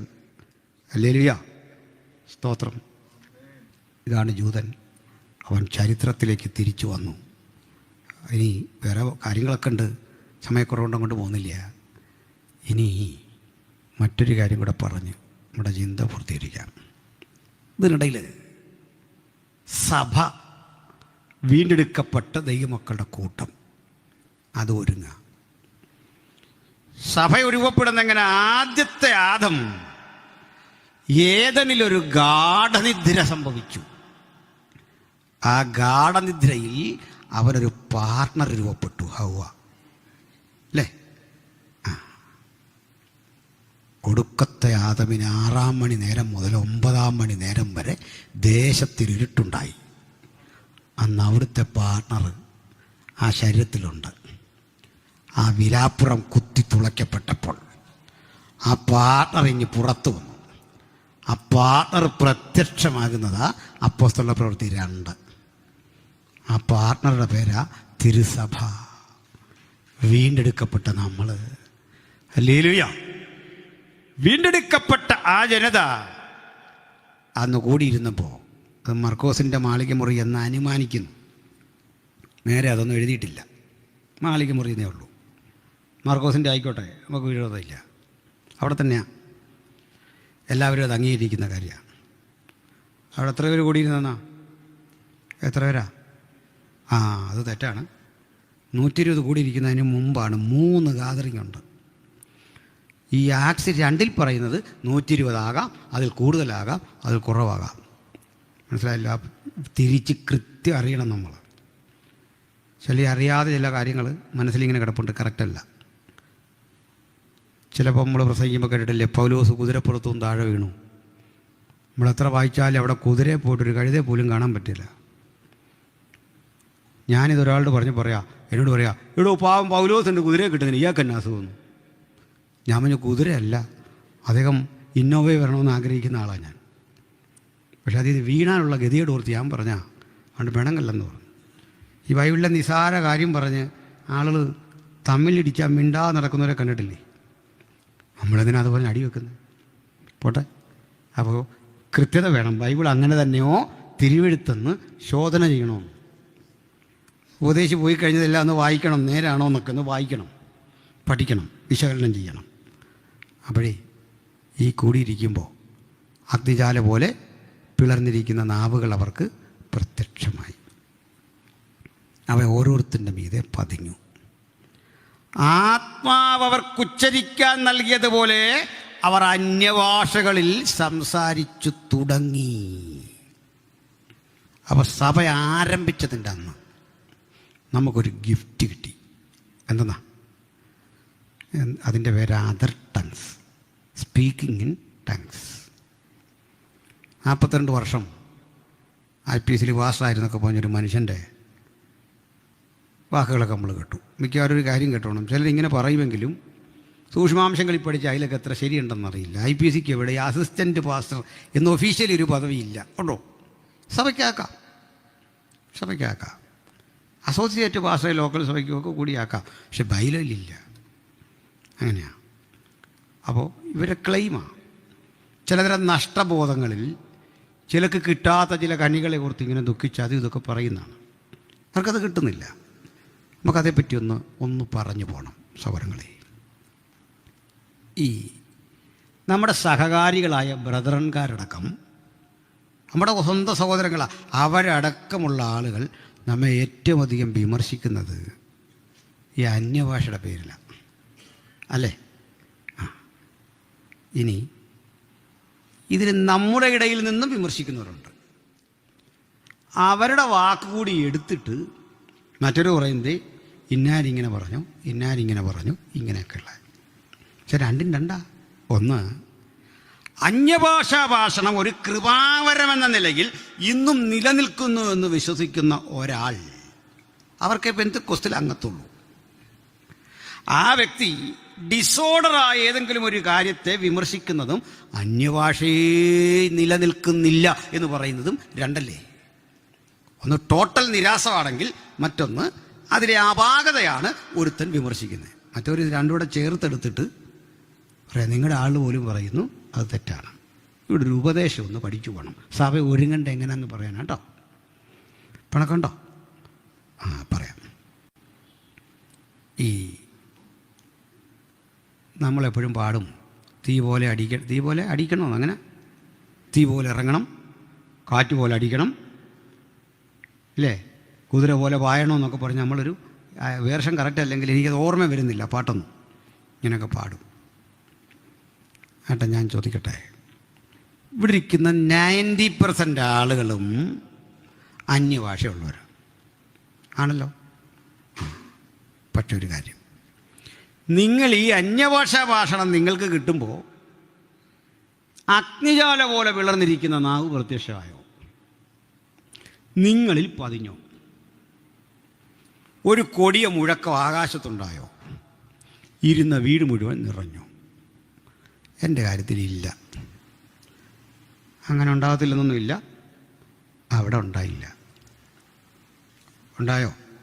നമുക്കൊന്നും ഉണ്ടായിട്ടില്ല. എന്താ ഇതിൻ്റെ അർത്ഥം? അങ്ങനെ ഉണ്ടാകണമെന്ന് നിർബന്ധമില്ല. എന്താ കാര്യം? ബൈബിളിലെ സംഭവങ്ങൾ കോപ്പി ബുക്ക് ശൈലിയിൽ ആവർത്തിക്കണം എന്ന് നിയമമില്ല. കൊർന്നല്യോസിൻ്റെ വീട്ടിൽ അന്യഭാഷ ഉണ്ടായി, ആത്മനിറവനുഭവം ഉണ്ടായി, അഗ്നിജാല പോലെ വിളർന്നിരിക്കുന്ന നാവുണ്ടായില്ല, ഇടിമുഴക്കം ഉണ്ടായില്ല, വ്യാഖ്യാനം പോലും ഇല്ലെന്ന്. കണ്ടോ? ശമര്യർ അന്യഭാഷ സംസാരിച്ചു, മുമ്പ് പറഞ്ഞ കാര്യങ്ങളൊന്നുമില്ല. ഇതിൻ്റെ അർത്ഥം അനുഭവം ഉപദേശമല്ല, സംഭവം റിപ്പീറ്റേഷൻ ഉണ്ടാകണമെന്ന് നിർബന്ധവും ഇല്ല. മനസ്സിലായില്ലേ? അടുത്തത്, എങ്കിലും അന്ന് അന്യഭാഷ സംസാരിച്ചവർക്കൊക്കെ മനസ്സിലായി, ഇന്ന് മനസ്സിലാകുന്നില്ല. ഇത് അടുത്തൊരു ചോദ്യം. ഇതെല്ലാം പഠിച്ചു വെച്ചോണേ. അന്ന് അന്യഭാഷ പറഞ്ഞ എല്ലാവർക്കും പിടികിട്ടിയില്ല. പിടി കിട്ടിയവർ പറഞ്ഞു. 18 ദേശീയതയുടെ ആളുകൾ അവിടെയുണ്ട്. അവർ വിളിച്ചു പറഞ്ഞു, നാം ഓരോരുത്തരും ജനിച്ച് വളർന്ന് നമ്മൾ സംസാരിക്കുന്ന നമ്മുടെ ഭാഷയിൽ ഇവർ ദൈവത്തിൻ്റെ വൻകാര്യം. മനസ്സിലാകാത്തവൻ പറഞ്ഞു, നല്ലപോലെ മദ്യപിച്ചിട്ടുണ്ട് കേട്ടോ. മനസ്സിലാകാത്തവരും മനസ്സിലായവരും ഇപ്പോൾ വ്യക്തതന്നോ? ഇനി നമ്മളിപ്പോൾ ഇതൊക്കെ പറഞ്ഞ് വ്യാഖ്യാനിയില്ല. വ്യാഖ്യാനിയില്ലെങ്കിൽ എന്ത് ചെയ്യണം? വ്യാഖ്യാനിയില്ലെങ്കിൽ സൗകര്യമാർ പറഞ്ഞേ, നിങ്ങൾ പറയാത്ത എന്താ? വ്യാഖ്യാനം ഇല്ലെങ്കിലും നിങ്ങൾക്ക് പറയണമെന്ന് നിർബന്ധമുണ്ട്. നിങ്ങൾ പറയുന്നില്ലേ, പാട്ട് പാടുന്ന കുഞ്ഞുങ്ങളും പ്രസംഗിക്കാൻ വരുന്ന ആളും പറയും, നമുക്ക് കുറച്ചു നേരം അന്യഭാഷ പറഞ്ഞുകൊണ്ടിരിക്കാം. എന്ന ഒരു കാര്യം, വ്യാഖ്യാനിയില്ലെങ്കിൽ അന്യഭാഷക്കാരൻ മിണ്ടാതിരിക്കണമെന്നില്ല. ഇല്ലെന്ന്. അങ്ങനെ വചനമില്ല. റഫറൻസ് കൂടെ പറഞ്ഞേക്കാം. 1 കൊരിന്ത്യർ 14:28 പിന്നെ വായിച്ചാൽ മതി. വ്യാഖ്യാനിയില്ലെങ്കിൽ അന്യഭാഷക്കാരൻ സഭയിൽ മിണ്ടാതെ തന്നോടും ദൈവത്തോടും സംസാരിക്കട്ടെ. നിർത്താനല്ല, മിണ്ടാതെ സംസാരിക്കണം. ഇതിൻ്റെ അർത്ഥം എന്താ? പബ്ലിക് നോയ്സൻസ് ആകരുതെന്ന്. അതേ ഉള്ളൂ. അപ്പോൾ നമ്മളെല്ലാവരും ഇവിടെ അന്യഭാഷ പറയുമ്പോൾ പബ്ലിക് ന്യൂസൻസ് ആകുമോ? ഇല്ല. കാരണം അവിശ്വാസി അകത്ത് വന്നാൽ ഭ്രാന്തുണ്ടെന്ന് പറയുകയില്ലയോ. അവിശ്വാസി വരാൻ സാധ്യത കുറവുള്ള ഇടമായി ആരാധന നമ്മളെ ഉള്ളൂ. അതുകൊണ്ട് പാസ്റ്റർ എന്ത് പറയുന്നു, നിങ്ങളെന്ത് പറയുന്നു, അത് ആരാധനയാണെന്ന് പരസ്പരം ബോധ്യം വരുന്ന ഇടത്ത് ഓരോരുത്തർക്കും ആരാധിക്കാം. പക്ഷേ ഈ കൺവെൻഷൻ കാണിക്കുന്ന പണിയൊക്കെ ഒരു വല്ലാത്ത പണി നമ്മളിന്ന് കാണിക്കുന്ന പലരും. അവിടെ നിയന്ത്രണമുണ്ട്. മനസ്സിലാകുന്നില്ല. കറക്റ്റ് ഡോക്ടറിനെ പറയത്തുള്ളൂ. ഇല്ലേ നിങ്ങളിത് കഴിഞ്ഞാലും ചോദിക്കണം. ഇനി നമ്മളെല്ലാം പറയും വ്യാഖ്യാനി ഇല്ല, ഞാൻ വ്യാഖ്യാനിയെ കണ്ടിട്ടില്ല, പണ്ടൊക്കെ വ്യാഖ്യാനി ഉണ്ടായിരുന്നു. അത് നമ്മുടെ ഒരു പ്രശ്നം പറയാം. നമ്മളെ ഇതാരോടായി പറയുന്നേ? എനിക്കില്ലെന്ന് നിങ്ങളും നിങ്ങൾക്കില്ലെന്ന് ഞാനും അതല്ലേ ഈ പറഞ്ഞുകൊണ്ടിരിക്കുന്നേ. അല്ല നിങ്ങൾക്കെന്നാ ഉണ്ടാകാഞ്ഞേ? അല്ല എനിക്കെന്നാ ഉണ്ടാകാഞ്ഞേ? നമ്മൾ മറ്റൊരുത്തനിൽ ഇതുണ്ടോ എന്ന് നോക്കാതെ ഇന്ന് വരെ സ്വന്തം ജീവിതത്തിലുണ്ടോ എന്ന് പരിശോധിച്ചില്ല. കാരണം എനിക്കെന്തുകൊണ്ട് ഉണ്ടാകുന്നില്ലെന്ന് എനിക്കറിയാം. നിങ്ങളാരെങ്കിലും ഉണ്ടെങ്കിൽ എനിക്കതൊരു ഉപകാരമൊന്നും. അങ്ങനെയാണോ പോണ്ടേ? നമ്മൾ കൺഫസ് ചെയ്യണം. വ്യാഖ്യാനി എഴുന്നേൽക്കാൻ. സഭയ്ക്കുള്ളിൽ വ്യാഖ്യാനി എഴുന്നേൽക്കുമ്പോൾ അന്യഭാഷയ്ക്ക് ഒരു പ്രവചന സ്വഭാവം വരും. ദൈവം വാസ്തവമായി നമ്മുടെ ഇടയിൽ ഉണ്ടെന്ന് അവന് ബോധ്യം വരും. അന്യഭാഷ സുപ്രധാന. ഇനി അടുത്തതിന് ഇല്ല. ചില പറയാറുണ്ട് നിങ്ങളുടെ ഈ പാട്ടും ഇതെല്ലാം കൊള്ളാം, ഈ അന്യഭാഷ ഇത് വല്ല അന്യഭാഷയാണോ? കാരണം ഏതാണ്ട് വികലമായ കുറേ ശബ്ദം, ഇങ്ങനെയൊക്കെ ആൾക്കാർ പറയുന്നല്ലേ. കേട്ടു. നമുക്ക് മനസ്സിലാകാത്ത ഏത് ഭാഷയും വികലമായ ശബ്ദമാണ്. ശരിയല്ലേ? നമുക്കറിയാത്തൊരു ഭാഷ എവിടെ കേട്ടല്ല. നമുക്ക് തമിഴ് കേട്ടാൽ അത്യാവശ്യം അറിയാം, തമിഴ് ആണെങ്കിലും അറിയാം, കന്നഡ കേട്ടാൽ അത്യാവശ്യം അറിയാം. എനിക്ക് തെലുങ്കും കന്നഡയും ഇതും കേട്ടാൽ അറിയാം, ഹിന്ദി അത്യാവശ്യം കേട്ടാൽ അറിയാം, ഗ്രീക്കും ഹീബ്രു അത്യാവശ്യം കേട്ടാൽ അറിയാം. കുറേയൊക്കെ അതൊക്കെ A little bit of English അതൊക്കെ കേട്ടാൽ മനസ്സിലാവും. ഇതിന് പുറത്തൊരു ഭാഷ കേട്ടാലോ എനിക്കിത് എന്തോ ശബ്ദം പിടികിട്ടിയോ? ഇനി അതുകൊണ്ടും തീർന്നില്ല.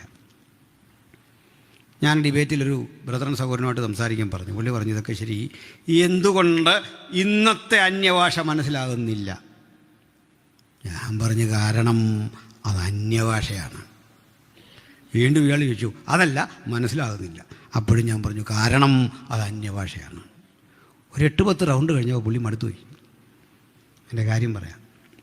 നിങ്ങൾക്ക് മനസ്സിലാകാനല്ല ഞാൻ അന്യഭാഷ പറഞ്ഞേ കേട്ടോ. ഭാവിച്ച ഞാൻ അന്യഭാഷ പറഞ്ഞത് ഭാവിച്ചാനോടല്ല. ആരോടാണെന്ന് 1 കൊരിന്ത്യർ 14:1 എഴുതിയിട്ടുണ്ട്. ആരോടാ? അന്യഭാഷയിൽ സംസാരിക്കുന്നവൻ മനുഷ്യരോടല്ല. സ്പഷ്ടമായിട്ട് എഴുതി വെച്ചിരിക്കുക. ബ്രദറുകാരോടല്ല, ബാപ്റ്റിസ്റ്റുകാരനോടല്ല, തൊട്ടടുത്തിരിക്കുന്ന IPC-കാരനോടല്ലെന്നീ, ഇവിടെ ഇരിക്കുന്ന ആരോടും അല്ലെന്ന് പറഞ്ഞിട്ട് പറയാ. മനുഷ്യരോടല്ല, ദൈവത്തോടത്രേ. എങ്കിലും അവൻ ആത്മാവിൽ മർമ്മങ്ങളെ സംസാരിക്കുന്നു. അതൊന്ന് വിശദീകരിക്കണം. സഭ ഒരുങ്ങേണ്ട രീതിയായി പറയുന്നത് കേട്ടോ. ശ്രദ്ധിച്ചു കേൾക്കണം. അതായത് ഈ അന്യഭാഷയിൽ നമ്മൾ സംസാരിക്കുമ്പോൾ തനിക്ക് താൻ ആത്മീയ വർധന വരുത്തുന്നു. അതെങ്ങനെ എന്തെന്ന് ഞാൻ പറയാം. ഈ 2 ഹൃദയം കൊണ്ടടുത്ത അടുപ്പമുള്ള 2 പേര് തമ്മിൽ സംസാരിച്ചാൽ ഭാഷയും വേണ്ട, അവർക്ക് കമ്മ്യൂണിക്കേറ്റ് ചെയ്യാൻ ഈസിയാണ്. ശരിയാണോ? ഇതൊക്കെ പറ്റിപ്പോയ നമ്മുടെ ഈ വർഷിപ്പ് ലീഡേഴ്സും ഉണർവ് പ്രസംഗരും എല്ലാം വന്നിട്ട് നമ്മളെ ഇങ്ങനെ ബഹളം വെപ്പിച്ച് ഈ ബഹളത്തിനകത്ത് അവർ ജീവിക്കുന്നത്. എനിക്കറിയില്ല, ചില ആളുകൾ ഇവിടെ പാടുന്ന സഹോദരന്മാരൊക്കെ ഉണ്ട്, ക്ഷമിക്കണം, നിങ്ങളേലും ചെയ്യരുത്. എല്ലാവരെ കൊണ്ടും ഒരു ഹല്ലേലൂയ പറയുക, പോരാ, ഒന്നുകൂടെ, ഉച്ചത്തിൽ ഈ പോരാന്നുള്ളത് എങ്ങനെ അറിയാൻ പോരുന്നു? എന്തോ പോരുന്ന ശബ്ദം പോരുന്നോ, ആത്മാർത്ഥത പോരുന്നോ? ഇത് പോരെന്ന് പറയാൻ നമ്മൾ ആര്? പിടികിട്ടിയോ? ആത്മാർത്ഥത പോരെന്നാണെങ്കിൽ നമുക്കത് പരിശോധിക്കാം. ശബ്ദം പോരെന്ന് പറഞ്ഞാലോ അതിൻ്റെ മെഷർമെൻ്റ് എന്താ? ഇവിടെ വരെ ഏതാ ശബ്ദം? നമ്മൾ ഈ അന്യഭാഷയെ ആരാധിക്കുമ്പോഴൊക്കെ കണ്ടവൻ പറയുക അത് പോരാ, ഒന്നുകൂടെ ഉച്ചത്തിൽ ഈ താളത്തിനനുസരിച്ച് തുള്ളണമെന്നല്ലോ ഉണ്ടോ? ഇല്ലയെന്ന് പറയാം. ഇപ്പം എൻ്റെ ഈ ചെറു പ്രായത്തിൽ, ഇപ്പോൾ പ്രായമായി, BCAക്ക് പഠിക്കുക, ഇളയ പയ്യൻ, മൂത്താൾ PG, ഇടയ്ക്കൊരു മോളിൽ നീറ്റ് എഴുതി നിൽക്കുക. ഇവർ തമ്മിലൊരു 3 വയസ്സ് വീതമൊക്കെ വ്യത്യാസം. ഈ നമ്മളൊരു സ്ഥലത്ത് പോയി രാത്രി 2 മണിയൊക്കെ ഇങ്ങനെ വരുന്നത്. ഇവരായാലും ഒരാളന്ന് ഉണർന്നു പോയാൽ ബാക്കിയുള്ളവർ ഉണരും. ഉണർന്നിട്ട് പിന്നെ എനിക്ക് സൗകര്യമില്ല, ബഹളം വെച്ച് ഇങ്ങനെ കൂടി കെട്ടിപ്പിടിച്ച് ഭയങ്കര ബഹളം ആ പ്രായത്തിൽ. അത് സ്നേഹപ്രകടനമാവും അപ്പം വന്നപ്പോൾ അല്ലേ? ഈ പിള്ളേർ നമ്മുടെ ചുറ്റും നിന്ന് സ്നേഹം പ്രകടിപ്പിക്കുന്നത് മറ്റൊരുത്തം കണ്ടേച്ച് പറയുക പോരാ, ഒന്നുകൂടെ. എടാ, അപ്പനും മക്കളും തമ്മിലുള്ള ബന്ധത്തിനകത്ത് നിനക്ക് എന്ത് റോള്? മനസ്സിലായില്ലേ? ഒരുത്തൻ ഒച്ച വെക്കുന്നു കുഞ്ഞ്, ഒരുത്തൻ ദേഹത്ത് പറ്റി പിടിക്കുന്നു, ഒരാൾ നമ്മുടെ തലയിൽ കിടന്ന് ഇങ്ങനെ പിടിച്ച് മറിയുന്നു. ഇതെല്ലാം കുഞ്ഞിനും അപ്പനും തമ്മിലുള്ള പരസ്പര ഇഷ്ടമാണ്. അതാ ഭക്തൻ്റെ ആരാധന. ഹല്ലേലൂയ. അതിന് രൂപരേഖ വരയ്ക്കാൻ ആര് പറഞ്ഞു? അതിങ്ങനെ വേണമെന്ന് നിയതമായി വരയിടാൻ ആര് പറഞ്ഞു? ഈ ഹൃദയവും മനസ്സും ആത്മാവും ശരീരവും പരിപൂർണമായി അവങ്കിൽ അർപ്പിച്ചിരുന്ന അനുഭവമാണ് ആരാധന. സഭ അങ്ങനെ ഒരുങ്ങണ്ടേ. ഹല്ലേലൂയ, സ്തോത്രം. ഇനി ഇതിൻ്റെ പവർ എന്താണെന്ന് ഞാൻ പറയാം. അതുകൊണ്ട് ആ മനുഷ്യൻ ഏറ്റവും അധികം വിമർശിക്കുന്ന ഇതിനെ, അതതിൻ്റെ വാല്യൂ. മനസ്സിലാകുന്നില്ലേ? കൂടുതലൊരു വസ്തുവിനെ വിമർശിക്കുമ്പോൾ അതിൻ്റെ വിലയാണ് തെളിയിക്കുന്നത്. ഈ സഭയിൽ, ഈ സമൂഹത്തിൽ ഏറ്റവും അധികം നമ്മൾ അനാദരിക്കപ്പെടുന്നെന്ന് തോന്നുന്നെങ്കിൽ അത് വിലയാണ് ബോധ്യപ്പെടുത്തുന്നത്. പെന്തക്കോസ്ത് സമൂഹത്തെ സകല സഭകളും സകല മനുഷ്യരും ചേർന്നേ സകലർക്കും നമ്മൾ ഒരുപോലെ ശത്രുവാകുന്നതിൻ്റെ കാരണം എന്താ? ഞാനൊരിക്കൽ പ്രസംഗിച്ചപ്പോൾ ചോദിച്ചാണ്, ഞങ്ങൾ ഇവിടെ പടക്കം പൊട്ടിച്ചോ, ബോംബിട്ടോ, കളക്ട്രേറ്റ് പിക്കറ്റ് ചെയ്തോ, റോഡിൽ മാർഗതടസ്സം ഉണ്ടാക്കിയോ? നിങ്ങളെല്ലാം ഞങ്ങളെ എതിർക്കുന്ന എന്തിൻ്റെ പേരില്ല? അത് ഞങ്ങളുടെ വാല്യുവാ. 9 മണിക്ക് തീരുന്ന കൺവെൻഷനാണ് ഞങ്ങളുടെയെങ്കിലും ഇത് തീർന്നോ എന്നറിയാൻ വേണ്ടി ഇത്ര ജാഗ്രത എന്നറിയണ്ടേ?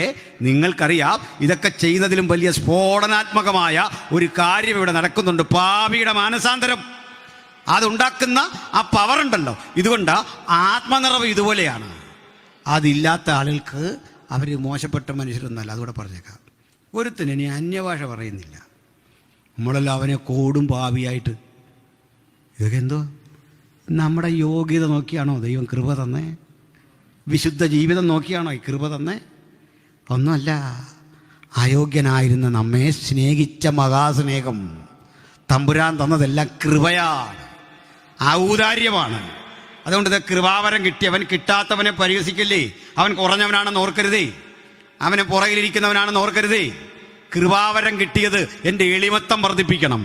നാഥാ, എൻ്റെ സഹോദരൻ വിശുദ്ധനായിരുന്നിട്ടും അവൻ എന്നെക്കാൾ ശ്രേഷ്ഠനായിരുന്നിട്ടും അവന് കൊടുക്കാത്തത് നീ സാധുവിന് തന്നത് എന്നോടുള്ള നിൻ്റെ സ്നേഹം. ഹല്ലേലൂയ. ഇനി പറഞ്ഞൊന്നുകൂടെ ബോധ്യപ്പെടുത്താം. ഇത് മറ്റൊരു കാര്യമാണ്. നമ്മളെ വക്താവ് പഠിപ്പിച്ചു, പ്രാർത്ഥിക്കേണ്ടും വണ്ണം പ്രാർത്ഥിക്കാൻ നമുക്കറിയത്തില്ലെന്ന്.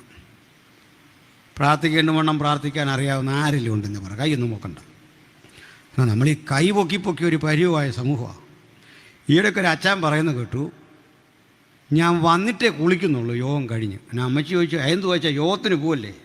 അതല്ല, അവിടുന്ന് തിരിച്ചു വന്നിരിച്ചിരി കൊട്ടൻ ചുക്കാതിയൊക്കെ തേച്ച് കുളിക്കണം, കാരണം നല്ല എക്സസൈസ് കിട്ടുമെന്ന്. അവിടെ യോഗത്തിന് ഞാൻ നമ്മൾ ഇങ്ങനെ വെക്കണം എന്തെല്ലാം ഗോഷ്ഠിയായി കാണിക്കുന്നത്.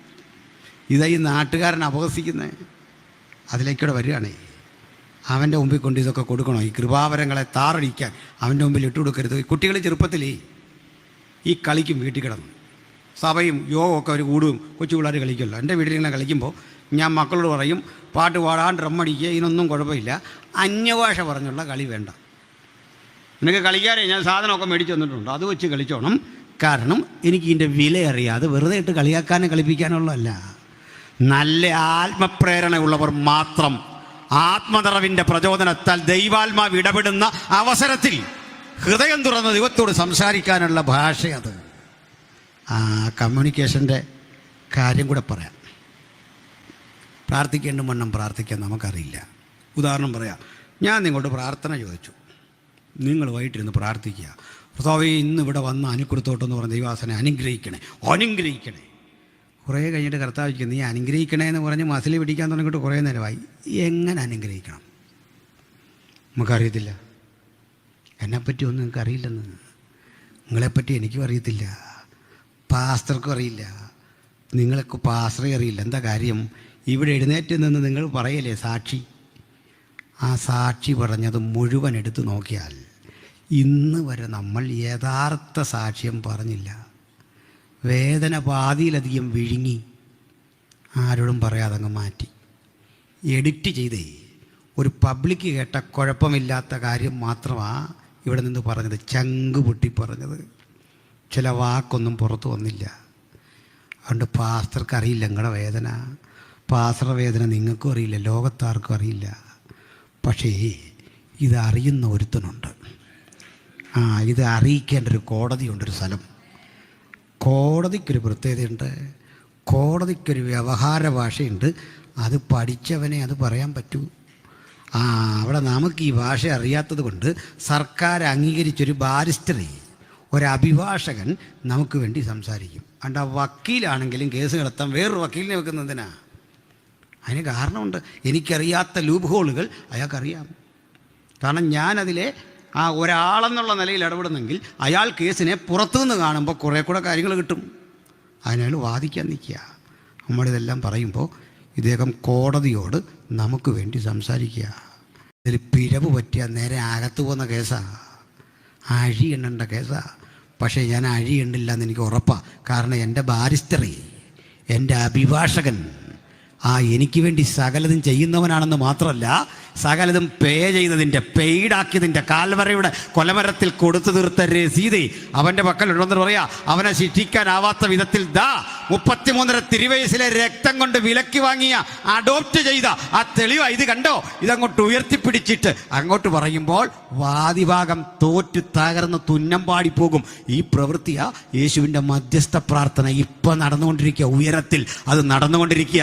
നമ്മെ ചെറുതാക്കാൻ, അപഹസിക്കാൻ ദുഷ്ടൻ അവിടെ നിന്ന് കാര്യകാരണങ്ങൾ നിരത്തുമ്പോൾ അപ്പുറത്ത് ദൈവത്തിന്റെ പരിശുദ്ധാത്മാവ് എന്നിട്ട് പറയാ, നീ പറയുന്നതൊക്കെ ശരിയാകാം, പക്ഷേ അവന്റെ പാപത്തിന്റെ പ്രായശ്ചിത്തത്തിനായി ഈ നസ്രായൻ ക്രൂശിലൊഴുക്കിയ രക്തം, ആ രക്തത്താൽ അവനെ വിലക്കി വാങ്ങിയ തെളിവ് പിടിച്ചു. ഇതങ്ങോട്ട് പറയാൻ ഉച്ചരിച്ചുകൂടാത്ത ഞരക്കങ്ങളാൽ നമ്മുടെ നാവിനെ കൊണ്ട് പരിശുദ്ധാത്മാവ് നമുക്ക് വേണ്ടി സംസാരിപ്പിക്കുന്നതാണ് അന്യഭാഷ. അർത്ഥമറിഞ്ഞെന്ന് പറഞ്ഞു നോക്കിക്കേ, അർത്ഥമറിഞ്ഞ് രാവെളുക്കോളം ഒന്ന് പറഞ്ഞു നോക്കിക്കേ. ഇരുട്ടിൻ്റെ ശക്തികൾ അകന്നകന്നകന്ന് തകരുന്ന അനുഭവം ജീവിതത്തെ സംജാതമാകും. ആത്മാവിലെ ആരാധന രോഗശാന്തിയാണ്. ആത്മാവിലെ ആരാധന കണ്ണുകൾക്ക് ചൈതന്യമാണ്. അത് ഹൃദയത്തിന് പ്രകാശനമാണ്. അത് നമ്മുടെ അഹന്തയും നമ്മുടെ എല്ലാ കുറവുകളും പരിഹരിച്ച് നമ്മെ ശക്തരാക്കുന്ന ഒരു മെക്കാനിസം നമ്മുടെ ശരീരത്തിൽ രൂപപ്പെട്ടു വരിക. ഇതുകൊണ്ടാകണം ഭൂരിപക്ഷ ആളുകളും ഇതിനെ എതിർക്കുന്നത്. അതുകൊണ്ട് ഭക്തന്മാരെങ്കിലും ഇവിടെ ഇരിക്കുന്ന ദൈവത്തിൻ്റെ മക്കൾ അതിൻ്റെ വില മനസ്സിലാക്കണം. മാത്രമല്ല സഭയിൽ സകല കൃപാവരങ്ങളും രൂപപ്പെട്ടു വരാൻ ജനത്തെ എഴുന്നേൽപ്പിക്കാൻ പ്രാർത്ഥിക്കണം. ഈ നമ്മുടെ സഭകൾക്ക് ഇന്ന് എന്തെങ്കിലും കുറവുണ്ടെങ്കിൽ ആത്മപ്രവൃത്തിയുടെ കുറവാ. എല്ലാ സഭകളിലും ആത്മപ്രവൃത്തിയില്ലാതെ അതൊക്കെ ഭൗതികമായി നമ്മൾ എങ്കിലെങ്കിലുമൊക്കെ തീർക്കാൻ ശ്രമിക്കുകയാണെന്നേ, വാക്കുകൊണ്ടേ, പാട്ടുകൊണ്ടേ, പ്രകടനപരത കൊണ്ടേ ആ കാവഡ്യമൊക്കെ ഒന്ന് മാറ്റിവെച്ചിട്ട് നമുക്കൊന്ന് താഴോട്ടിറങ്ങണം. എല്ലാവർക്കും ദൈവം പ്രവർത്തിക്കുന്നു, കർത്താവ് വലിയവ ചെയ്യുന്നു, ദൈവം വലിയ പ്രവൃത്തിക്ക് നമ്മളെയൊക്കെ ഉപയോഗിക്കും. അതിന് പ്രായം തടസ്സമല്ല, അവസ്ഥ തടസ്സമല്ല. എന്താ കാര്യം എന്നറിയണ്ടേ? യോഗ്യത നോക്കി അവനൊന്നും തരികയില്ല.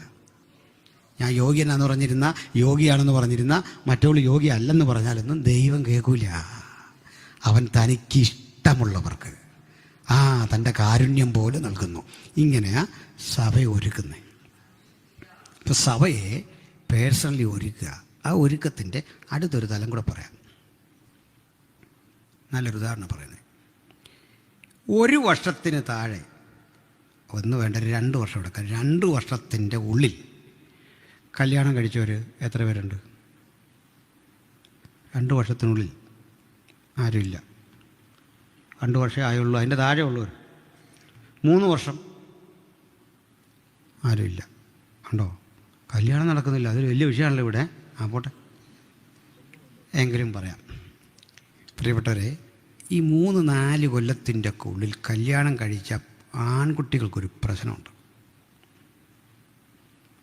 എന്താണെന്നറിയോ? ഈ പെൺകുട്ടികൾ, അവരുടെ ഭാര്യമാർ,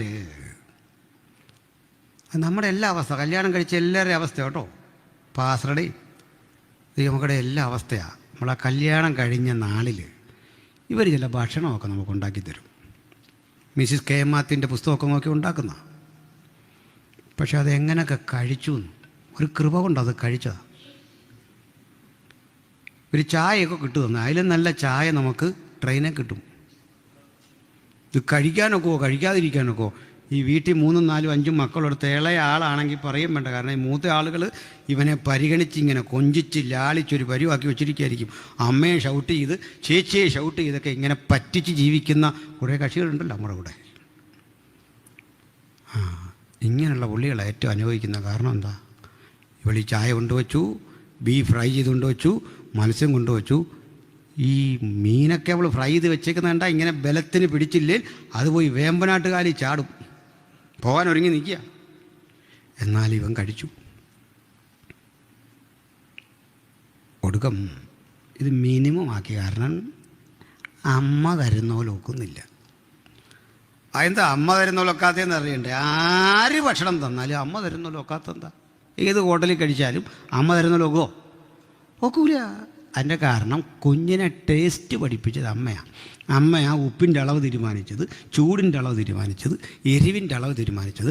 കാരണം ആ ഫുഡ് ആദ്യം ടേസ്റ്റ് ചെയ്ത ആൾ അമ്മയാണ്. ആ ടേസ്റ്റ് നമ്മുടെ നാവിലും തലച്ചോറിലും കുറിച്ചു വച്ചിരിക്കുക. മനസ്സിലായോ മാതൃത്വത്തിൻ്റെ വില? സ്തോത്രം. അതിന് വഴിയിലൊക്കെ അമ്മച്ചിയുടെ അടുക്കള എന്നൊക്കെ പറഞ്ഞ് പറ്റിക്കാൻ വെച്ചിട്ടുണ്ട്. മനസ്സിലായില്ലേ? പോട്ടെ, അവിടെ നീ. അപ്പോഴേ ഈ പയ്യൻ ഇങ്ങനെ പട്ടിണിയായി. ഇത് കഴിക്കാനൊക്കത്തില്ല. ബീഫ് കൊണ്ടുമ്പോഴേ അവൻ പറയും അത് വേണ്ട, ചിക്കൻ കൊണ്ടുമ്പോഴേ അയ്യോ വേണ്ട. ഒടുക്കം ഗസ്റ്റായിട്ടൊക്കെ ഓരോരുത്തരത്ത് വിളിക്കുക. അവിടെ ചെല്ലുമ്പോൾ ഇവിടെ വേണ്ടാത്തവൻ നിന്നങ്ങ് പിടിക്കുക.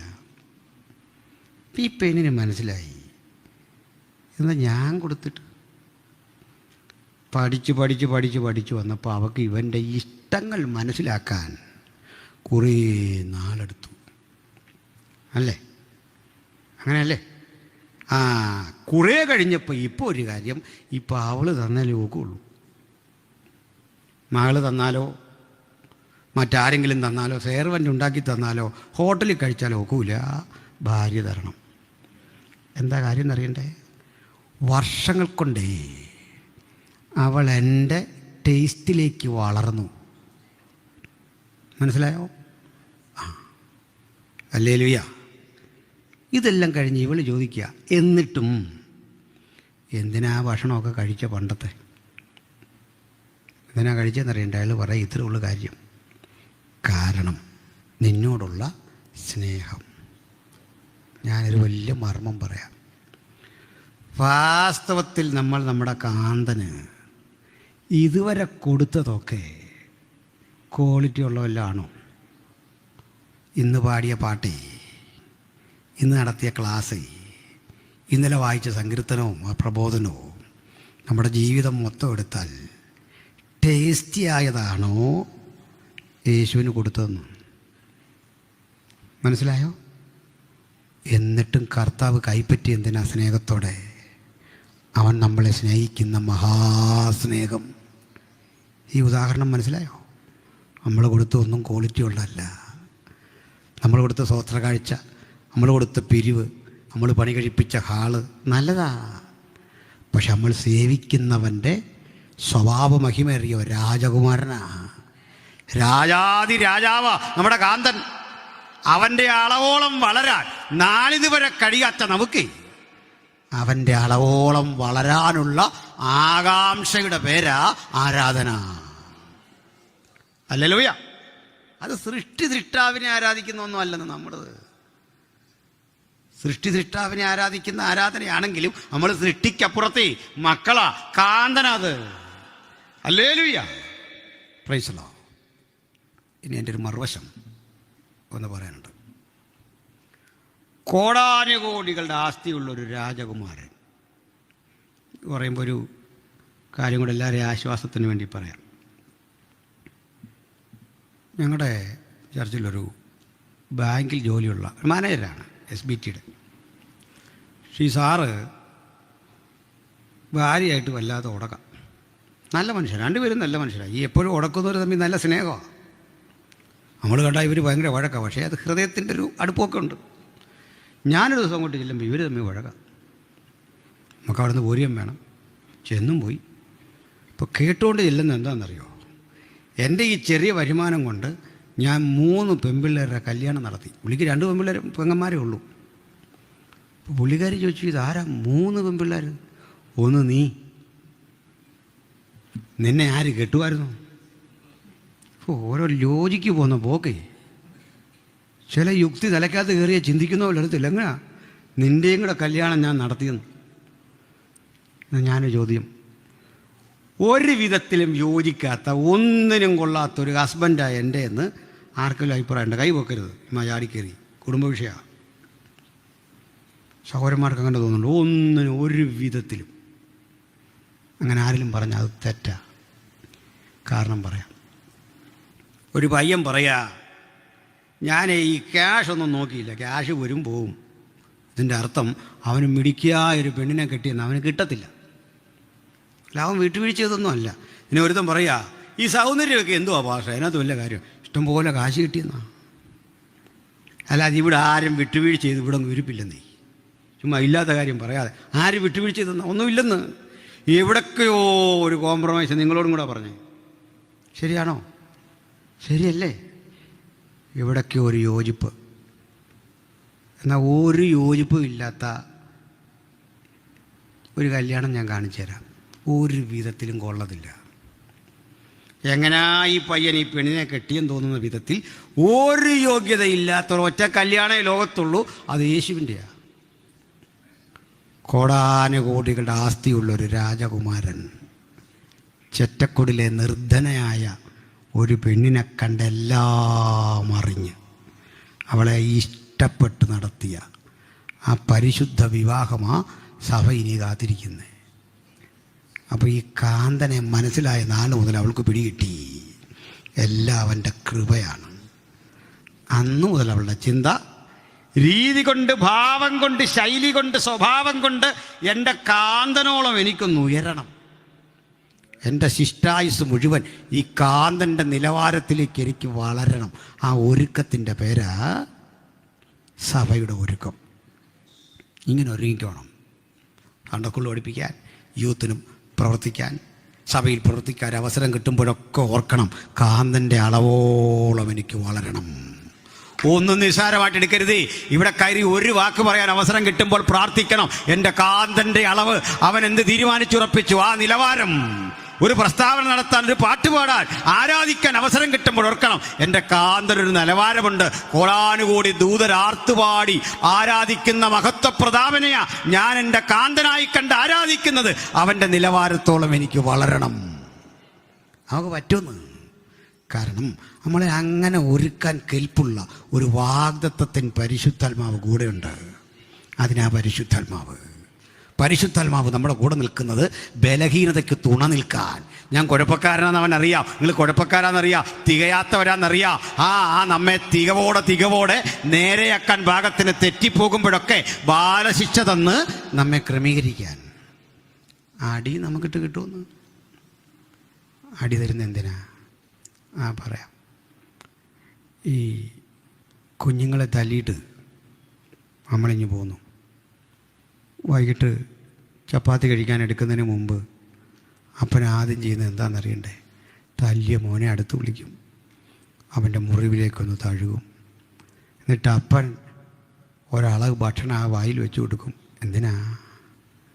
അപ്പന് കഴിക്കാൻ വയ്യ. അല്ലെങ്കിൽ സ്വർഗത്തിലെ അപ്പനും അങ്ങനെ എപ്പോഴൊക്കെ അവൻ ശിക്ഷിക്കുന്നു അന്നൊക്കെ വലിയൊരു ആനന്ദം നമ്മുടെ ജീവിതത്തിൽ ലഭിക്കത്തക്ക വിധം ആ കരം കൊണ്ട് അവൻ നമ്മെ തഴുകിക്കൊണ്ടിരിക്കും. അതിന് സഹായിയായി നിൽക്കുന്ന ആളാ ദൈവത്തിൻ്റെ പരിശുദ്ധാത്മാവ്. നമുക്ക് അവൻ്റെ ആത്മാവിനെ പ്രാപിക്കണം, അവൻ്റെ വരവിനായി കാത്തിരിക്കണം. ഭൂലോകം പാടും പോയി ഈ നാഥനെപ്പറ്റി പ്രസംഗിക്കണം. അതിന് വിളിക്കപ്പെട്ടവരാ നമ്മൾ. ആ സഭ അങ്ങനെ ഒരുങ്ങുമ്പോൾ നനയാത്തൊരു നിമിഷത്തിൽ നമ്മളൊരു ശബ്ദം കേൾക്കും. ആ ശബ്ദം ആ കാഹളം. ആ കാഹളത്തെ നാദം കേൾക്കുമ്പോൾ രണ്ട് കാര്യങ്ങൾ: ക്രിസ്തുവിൽ മരിച്ചവർ അക്ഷയരായിട്ടുയർക്കും, ജീവനോടെ ശേഷിക്കുന്ന നമ്മൾ രൂപാന്തരപ്പെടും. ഇപ്പം സ്വാഭാവികമായിട്ടൊരു ചോദ്യം, ഇന്ന് മരിക്കുന്നവർ എവിടാ? അത് ക്രിസ്തുവില. എവിടാണെന്നൊരു ചോദ്യത്തിലൊരു പെശമുണ്ട്. എന്താണെന്നറിയണ്ടേ?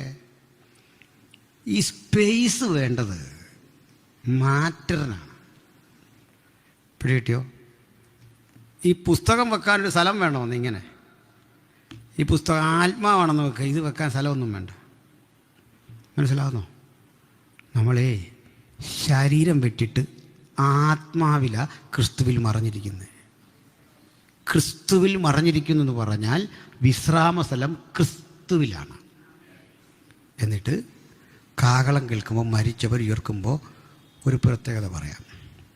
2000 ആണ്ട് മുമ്പ് മരിച്ച പൗലുസും ഇന്ന് നമ്മളൊരു വിശുദ്ധനെ അടക്കം ചെയ്തെങ്കിൽ അദ്ദേഹവും ഒരുപോലെ ഉയർക്കുന്നത്. അവർക്ക് ഈ നീണ്ട സമയത്തിൻ്റെ മുഷിവ് അനുഭവപ്പെടത്തില്ല. അതെന്താ കാര്യം? പറയാം, ശ്രദ്ധിക്കണം. ഒരു ചർച്ച നടക്കുമ്പോൾ നമ്മൾ മധ്യാകാശത്തിൽ 7 കൊല്ലം ജീവിക്കുമെന്ന് ഇങ്ങനെ പറയല്ലോ. ഞാൻ ആലോചിച്ച്, ഈ മധ്യാകാശത്തിലെ 7 കൊല്ലം എന്ന് പറയുമ്പോൾ കലണ്ടർ മനോരമ തന്നെയാണോ? കാരണം എന്താ? നമ്മൾ പോയെന്ന്, നമ്മൾ മുകളിലെത്തി. ഭൂമി കറങ്ങുന്നതല്ലേ ഒരു ദിവസം. അങ്ങനെ 365 ദിവസമല്ലേ ഈ കറക്കമൊക്കെ ഇവിടെ നടക്കും. സ്വർഗീയ സമയക്രമം വേറെയാണ്. ഭൂമിയൊക്കെ ചെറുതാ. കോടാനുകോടി വർഷങ്ങൾ കഴിഞ്ഞാലും ഭക്തൻ ഇന്നലെ കഴിഞ്ഞ ഒരു ദിവസം പോലെ, രാത്രിയിലെ ഒരു യാമം പോലെ ഉയർക്കും. ജീവനോടെ ശേഷിക്കും നമ്മൾ രൂപാന്തരപ്പെടും ക്രിസ്തുവിനോട് കൂടെ. ആ കർത്താവ് നമ്മളെ കൈക്കൊണ്ട് നമുക്കൊരു സെലസ്റ്റ്യൽ ബോഡി തരും. സെലസ്റ്റ്യൽ ബോഡിയിലാണ് അടക്കുന്നത്. കാരണം എന്താ? ഉയർക്കുന്നത്. പ്രാകൃത ശരീരം വിതച്ചു, ആത്മശരീരം ഉയർക്കും. ബലഹീനതയിൽ വിതച്ചു, ശക്തിയിൽ ഉയർക്കും. അതായി ശരീരം. ഇനി അതൊത്തിരി പറഞ്ഞാൽ നമുക്ക് നേരം പോകും, നമ്മുടെ വിഷയത്തിൽ ചെന്നെത്തിയില്ല. ഇവിടുന്ന് നമ്മയും കൊണ്ട് നമ്മുടെ കർത്താവ് പ്രകടമായൊരു വരവ്, വിസിബിലിറ്റി ഉള്ളൊരു വരവ്. ഏത് കണ്ണും അവനെ കുത്തി തുളച്ചവരും അവനെ കാണും. ഭൂമിയിലെ ഗോത്രങ്ങളൊക്കെ അവനെ ചൊല്ലി വിലപിക്കും. ആ വരവിന് അവൻ കരുതി വച്ചിട്ടുള്ള സ്ഥലമാണ് ഒലിവുമല. സക്കറിയ പറയുക, അന്നാളിൽ കിഴക്കൊലിവുമലയിൽ അവൻ്റെ പാദം അമരും. ഒലിവുമല 2ആയി പിളരും, ഒരു താഴ്വര സംജാതമാക്കും. ഇന്ന് നിങ്ങൾ ഈ എസ്ട്രയലോൺ താഴ്വര, അർമ്മഗീതമൊക്കെ കണ്ടാൽ 1000 ഫുട്ബോൾ കോർട്ടിൻ്റെ വലിപ്പമാണ്. അങ്ങ് കിടക്കുകയാണ്, സമതലം പോലെ കിടക്കുകയാണ്. യുദ്ധത്തിൻ്റെ മൂർധന്യ ഘട്ടത്തിൽ നമ്മെ ചേർത്ത് നമ്മുടെ കർത്താവ് ഒലിവുമലയിൽ പാദമർന്ന് അവിടെ വച്ച് എതിർ ക്രിസ്തു എന്നവനെ വായിലെ ശ്വാസത്താൽ ഉമിണ്ണു കളയുന്നു. തോൽവി പിണഞ്ഞ അവനെ പിടിച്ചു. അവൻ്റെ കൂടൊരു ഹെൽപ്പറുണ്ട്, പേര് ഫോൾസ് പ്രോഫറ്റ്, കള്ളപ്രവാചകൻ. ഇവരെ 2 കൂടെ പിടിച്ച് ഗന്ധകത്തി പൊയ്യിൽ തള്ളും. ലൂസിഫർ എന്നവനെ 1000 ആണ്ടേക്ക് പൂട്ടും. എന്നിട്ട് നമ്മയും കൊണ്ട് അക്ഷരാർത്ഥത്തിൽ ജെറുസലേം കേന്ദ്രീകരിച്ചൊരു ഭരണം, ആ ഭരണം കൈയാളാൻ നമ്മുടെ കർത്താവ് തിരുസഭയും ഒലിവുമല കടന്ന്, ഈ താഴ്വര കടന്ന്, കിദ്രോൻ കടന്ന് അക്ഷരാർത്ഥ യെരുശലേമിലേക്ക് കടക്കുമ്പോൾ സഹസ്രാബ്ദങ്ങളായി അടഞ്ഞു കിടക്കുന്ന യെരുശലേമിൻ്റെ കിഴക്കവാതിൽ അവൻ്റെ മുമ്പാകെ മലർക്കത്തുറക്കും. ഈ രംഗം കണ്ട ദാവീദ് ആത്മാവിൽ പാടുന്നത്, വാതിലുകളെ നിങ്ങളുടെ തലകൾ ഉയർത്തുവിൻ, പണ്ടയുള്ള കതകുകളെ ഉയർന്നിരിപ്പിൻ. ഗായക സംഘം ഒരു ഗാനപ്രതിഗാനം പോലെ ചോദിക്കും, മഹത്വത്തിന്റെ രാജാവാർ, ബലവാനും ശക്തനുമായ യഹോവ. അന്ന് കർത്താവിനെ തിരിച്ചറിയുന്ന അവർ നമ്മെ കണ്ടിട്ട് ചോദിക്കുന്ന ചോദ്യമാ, മരുഭൂമിയിൽ നിന്ന് പ്രിയന്റെ മേൽ ചാരി വരുന്ന ഇവളാരാ?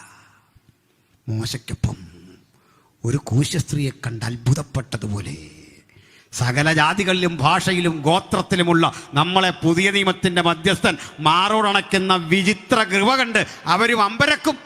ഞാൻ സ്വന്തമായതിലേക്ക് വന്നു, നിങ്ങളെന്നെ കൈക്കൊണ്ടില്ല. എന്നെ ഹൃദയത്തിൽ സ്വീകരിച്ച പതിവ്രതാരത്നമാകുന്ന ഈ വിശുദ്ധ കാന്ത, ആ കാന്തനോട് ചേർന്ന് 1000 ആണ്ട്. വാസ്തവത്തിൽ ഈ 1000 ആണ്ട് വാഴ്ച സഭയ്ക്കുള്ളതല്ല. എന്നാൽ നമുക്കും ഉള്ളത്, നമ്മളും ഉണ്ട് അവിടെ. കാരണം കാന്തനുള്ളിടത്ത് കാന്തയ്ക്കും. അങ്ങനെ തെളിവെന്നാ, നിങ്ങൾ വീട്ടിൽ കുട്ടികൾ വന്ന് എന്തെങ്കിലും എടുക്കുമ്പോൾ ഭാര്യമാർ പറയാം, എടുക്കരുത് പപ്പാടയാ, അതും എടുക്കില്ല, അവിടെ വെച്ചാൽ അത് തുറക്കരുത്. കാരണം കുട്ടികൾക്ക് എടുക്കാൻ പാടില്ലാത്തതും തുറക്കാൻ പാടില്ലാത്തതുമായി ഒത്തിരി സ്ഥലങ്ങൾ അവിടെ ഉണ്ടല്ലേ. പക്ഷെ കാന്തയ്ക്ക് തുറക്കാൻ വയ്യാത്തതോ പോകാൻ വയ്യാത്തതോ ആയ ഒരിടം വീട്ടിലുണ്ടോ? ഇല്ല. കാന്തനുള്ളതല്ല കാന്തയ്ക്കൂടാ. അങ്ങനല്ലേ? അപ്പോൾ ക്രിസ്തു എവിടെ ഉണ്ട് അവിടെ നമ്മളുണ്ട്. പക്ഷെ നമ്മളോട് പറഞ്ഞൊന്നുമല്ല ഈ 1000 ആണ്ടേ. പാപം ചെയ്യാതിരുന്നെങ്കിൽ ആദമേ, നിൻ്റെ ഒരു ദിവസം ദാണ്ട് ഇങ്ങനെ ഇരുന്നേനെ. അതിനാ 1000 ആണ്ട് വാഴ്ച. ഇനി തീരെ നമുക്കുള്ളതല്ലെന്നും പറയാൻ വയ്യ. മുമ്പേ പറഞ്ഞ പോലെ കോടികളുടെ ആസ്തിയുള്ളൊരു രാജകുമാരൻ, സുന്ദരൻ, സുമുഖൻ. കാര്യമൊക്കെ ശരിയാണെങ്കിലും നിർധനയായ ഒരു ഗ്രാമീണ പെൺകുട്ടിയെ കണ്ട് വിവാഹം കഴിച്ചാൽ എത്ര വലിയവനാണെങ്കിലും അവളോടുള്ള സ്നേഹത്തിൻ്റെ പ്രദർശനത്തിൻ്റെ ഭാഗമായി ഒരു ദിവസം അവളോട് കൂടെ പാർക്കണം, അവളുടെ വീട്ടിൽ. വേണ്ടേ? അങ്ങനെ നമ്മൾ ആകുന്ന തിരുസഭയോടൊപ്പം കാന്തനാകുന്ന ക്രിസ്തു നമ്മുടെ കൂടെ ഒരു ദിവസം, നമ്മൾ അതുവരെ വസിച്ച നമ്മുടെ ഭവനമായ ഈ ഭൂമിയിൽ പാർക്കുന്നതിൻ്റെ പേരാ 1000 ആണ്ട് വാഴ്ച. സ്വർഗീയ മഹിമയും പ്രതാപവും ഒക്കെ കണ്ട നമ്മൾ ഈ രാജകുമാരനെ കണ്ടിട്ട് പറഞ്ഞു, അയ്യോ നിന്റെ പ്രതാപം, അതിൻ്റെ മഹിമ എത്ര വലുതാ, അതുകൊണ്ട് ഈ ചെറ്റക്കുടിൽ നീ. ഇപ്പം ഈ കാന്തം പറയാ, വേണ്ട, എൻ്റെ പിതാവേ തൻ്റെ മഹിമയുടെ വാഗ്ദത്ത പ്രകാരം ഈ ഭൂമിയെ എൻ്റെ നിലവാരത്തിന് തുടച്ചു വാർക്കും. പാപരഹിതമായ, തെറ്റുകളില്ലാത്ത, തിന്മകളില്ലാത്ത ഒരു പുതുലോക സൃഷ്ടിക്കും. അതാ സഹസ്രാബ്ദമെങ്കിൽ ആ സഹസ്രാബ്ദം കഴിഞ്ഞ് സാത്താൻ അഴിച്ചു വിടും. അവൻ കുറേ പേരെയൊക്കെ കൂട്ടി ഗോകുമാകവും യുദ്ധം. സമയമില്ല, ആ യുദ്ധത്തിൽ അവൻ തോക്കും. അന്ന് ക്രിസ്തുവിനെതിരെ പടനയിക്കാൻ അധികാരമോഹികളെ ഒപ്പം കൂട്ടി വരുന്ന സാത്താൻ്റെ ശ്രമമാണ് 2-ാം സങ്കീർത്തനം പറയുന്നത്. ജാതികൾ കലഹിക്കുന്നു, വംശങ്ങൾ വ്യർത്ഥമായത് നിരൂപിക്കുന്നു. അപ്പം ഇത് കണ്ട് സ്വർഗത്തിൽ വസിക്കുന്നവൻ ചിരിക്കുന്നു. എന്നിട്ട് പിതാവ് പുത്രനോട് പറയുക, ഞാൻ നിൻ്റെ ശത്രുക്കളെ നിൻ്റെ പാദപീഠമാക്കും. പണ്ടൊരിക്കൽ മനുഷ്യരാശിയുടെ രക്ഷയ്ക്ക് വേണ്ടി എൻ്റെ പുത്രനെ ഗോൽഗൊഥായിൽ കാൽവരിയുടെ കൊലമരത്തിൽ യാഗമർപ്പിച്ചപ്പോൾ ശിക്ഷയുടെ കാഠിന്യം ബോധ്യപ്പെടുത്താൻ ഞാൻ സൂര്യൻ്റെ മുഖമടച്ചു കുറ്റാക്കുറ്റിരുട്ടിൽ ഈ മകൻ എന്ത് സംഭവിക്കുന്നുവെന്ന് ഉലകത്തിന് മനസ്സിലാകാതിരുന്നപ്പോൾ വേദനയുടെ ആധിക്യത്തിൽ അവനെന്ത് ഞെരുങ്ങി. ആ ഞെരുക്കത്തിലാ ഞാൻ തിരുസഭ അവന് കൊടുത്തതെങ്കിൽ പാണീഗ്രഹണം ചെയ്ത് വിശുദ്ധ കാന്തയും അവനും ഇന്നിതാ ഒരുമിച്ച് വസിക്കുന്നു. സ്വസ്ഥതയ്ക്ക് ഭംഗം വരാതെ ഇവിടെ ഇരുന്നു കൊള്ളണം, ഞാൻ നിനക്ക് വേണ്ടി ന്യായവിധി ചെയ്യും. അങ്ങനെ ഈ ലൂസിഫർ എന്നവനെ പിടിച്ച് ഗന്ധകത്തീപ്പുകയിൽ തള്ളും. ഇവിടെ ഒരു രസകരമായ കാര്യമുണ്ട്. ഇവിടെ ഒരു പ്രവചനം നിറവേറുക എന്താണെന്നറിയണ്ടേ? ഇവൻ ചെല്ലുന്നതിന് മുമ്പ് 2 പേരും കൂട്ടുകാരും പോയി കിടപ്പുണ്ട്. ആരൊക്കെയാ? മൃഗവും കള്ളപ്രവാചകനും. അവർക്കിവിടെ നടന്നൊന്നും അറിയില്ല. അവരോർത്ത് ഇവനെങ്കിലും രക്ഷപ്പെട്ടു, മറ്റവൻ ഇവിടെ ഇപ്പോൾ സന്തോഷിക്കാരെയും.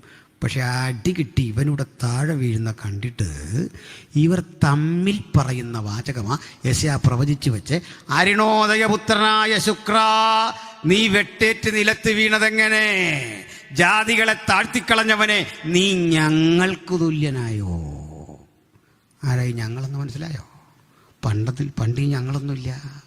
ഇന്ന് ആ പ്രവചനം പൂർത്തീകരിക്കുന്നത് പണ്ട് തകർന്നവൻ്റെ പ്രവചനം പൂർണ്ണ അർത്ഥത്തിൽ നടക്കുന്നതെന്നാ അന്ന്. ഇവിടുന്ന് അന്ത്യന്യായവിധി, തദനന്തരം മരിച്ചവർ ആബാലവൃത്തം ഇവനോടുകൂടെ ന്യായവിധിക്കപ്പെട്ടവരായി പോകും. വീണ്ടെടുക്കപ്പെട്ട തിരുസഭയും ആ പിൽക്കാലത്ത് വന്നണഞ്ഞ യഹൂദ സമൂഹവും പഴയ നിയമ ജനവും എല്ലാം ചേരുന്നൊരു പൊതുജനതയുടെ ജീവിതത്തിന് വേണ്ടി പുതിയ ആകാശഭൂമികൾ ഒരുങ്ങും.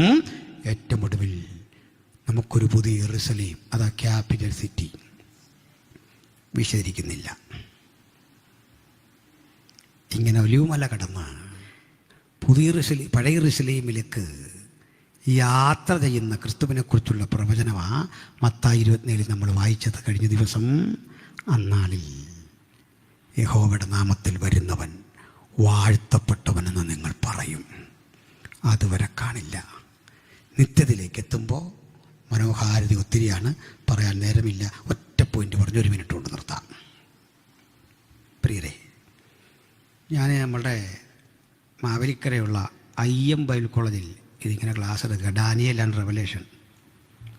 ഇതെല്ലാം കേട്ട് ഒരു സഹോദരൻ ചോദിച്ചു, നമ്മൾ ഈ നിത്യതയിൽ ചെന്നാൽ എന്തെങ്കിലും ഒരു സന്ദർഭത്തിൽ പഴയ പോലെ ഒരു അഹങ്കാരമൊക്കെ വന്ന് ലൂസിഫറിന് പറ്റുമോ?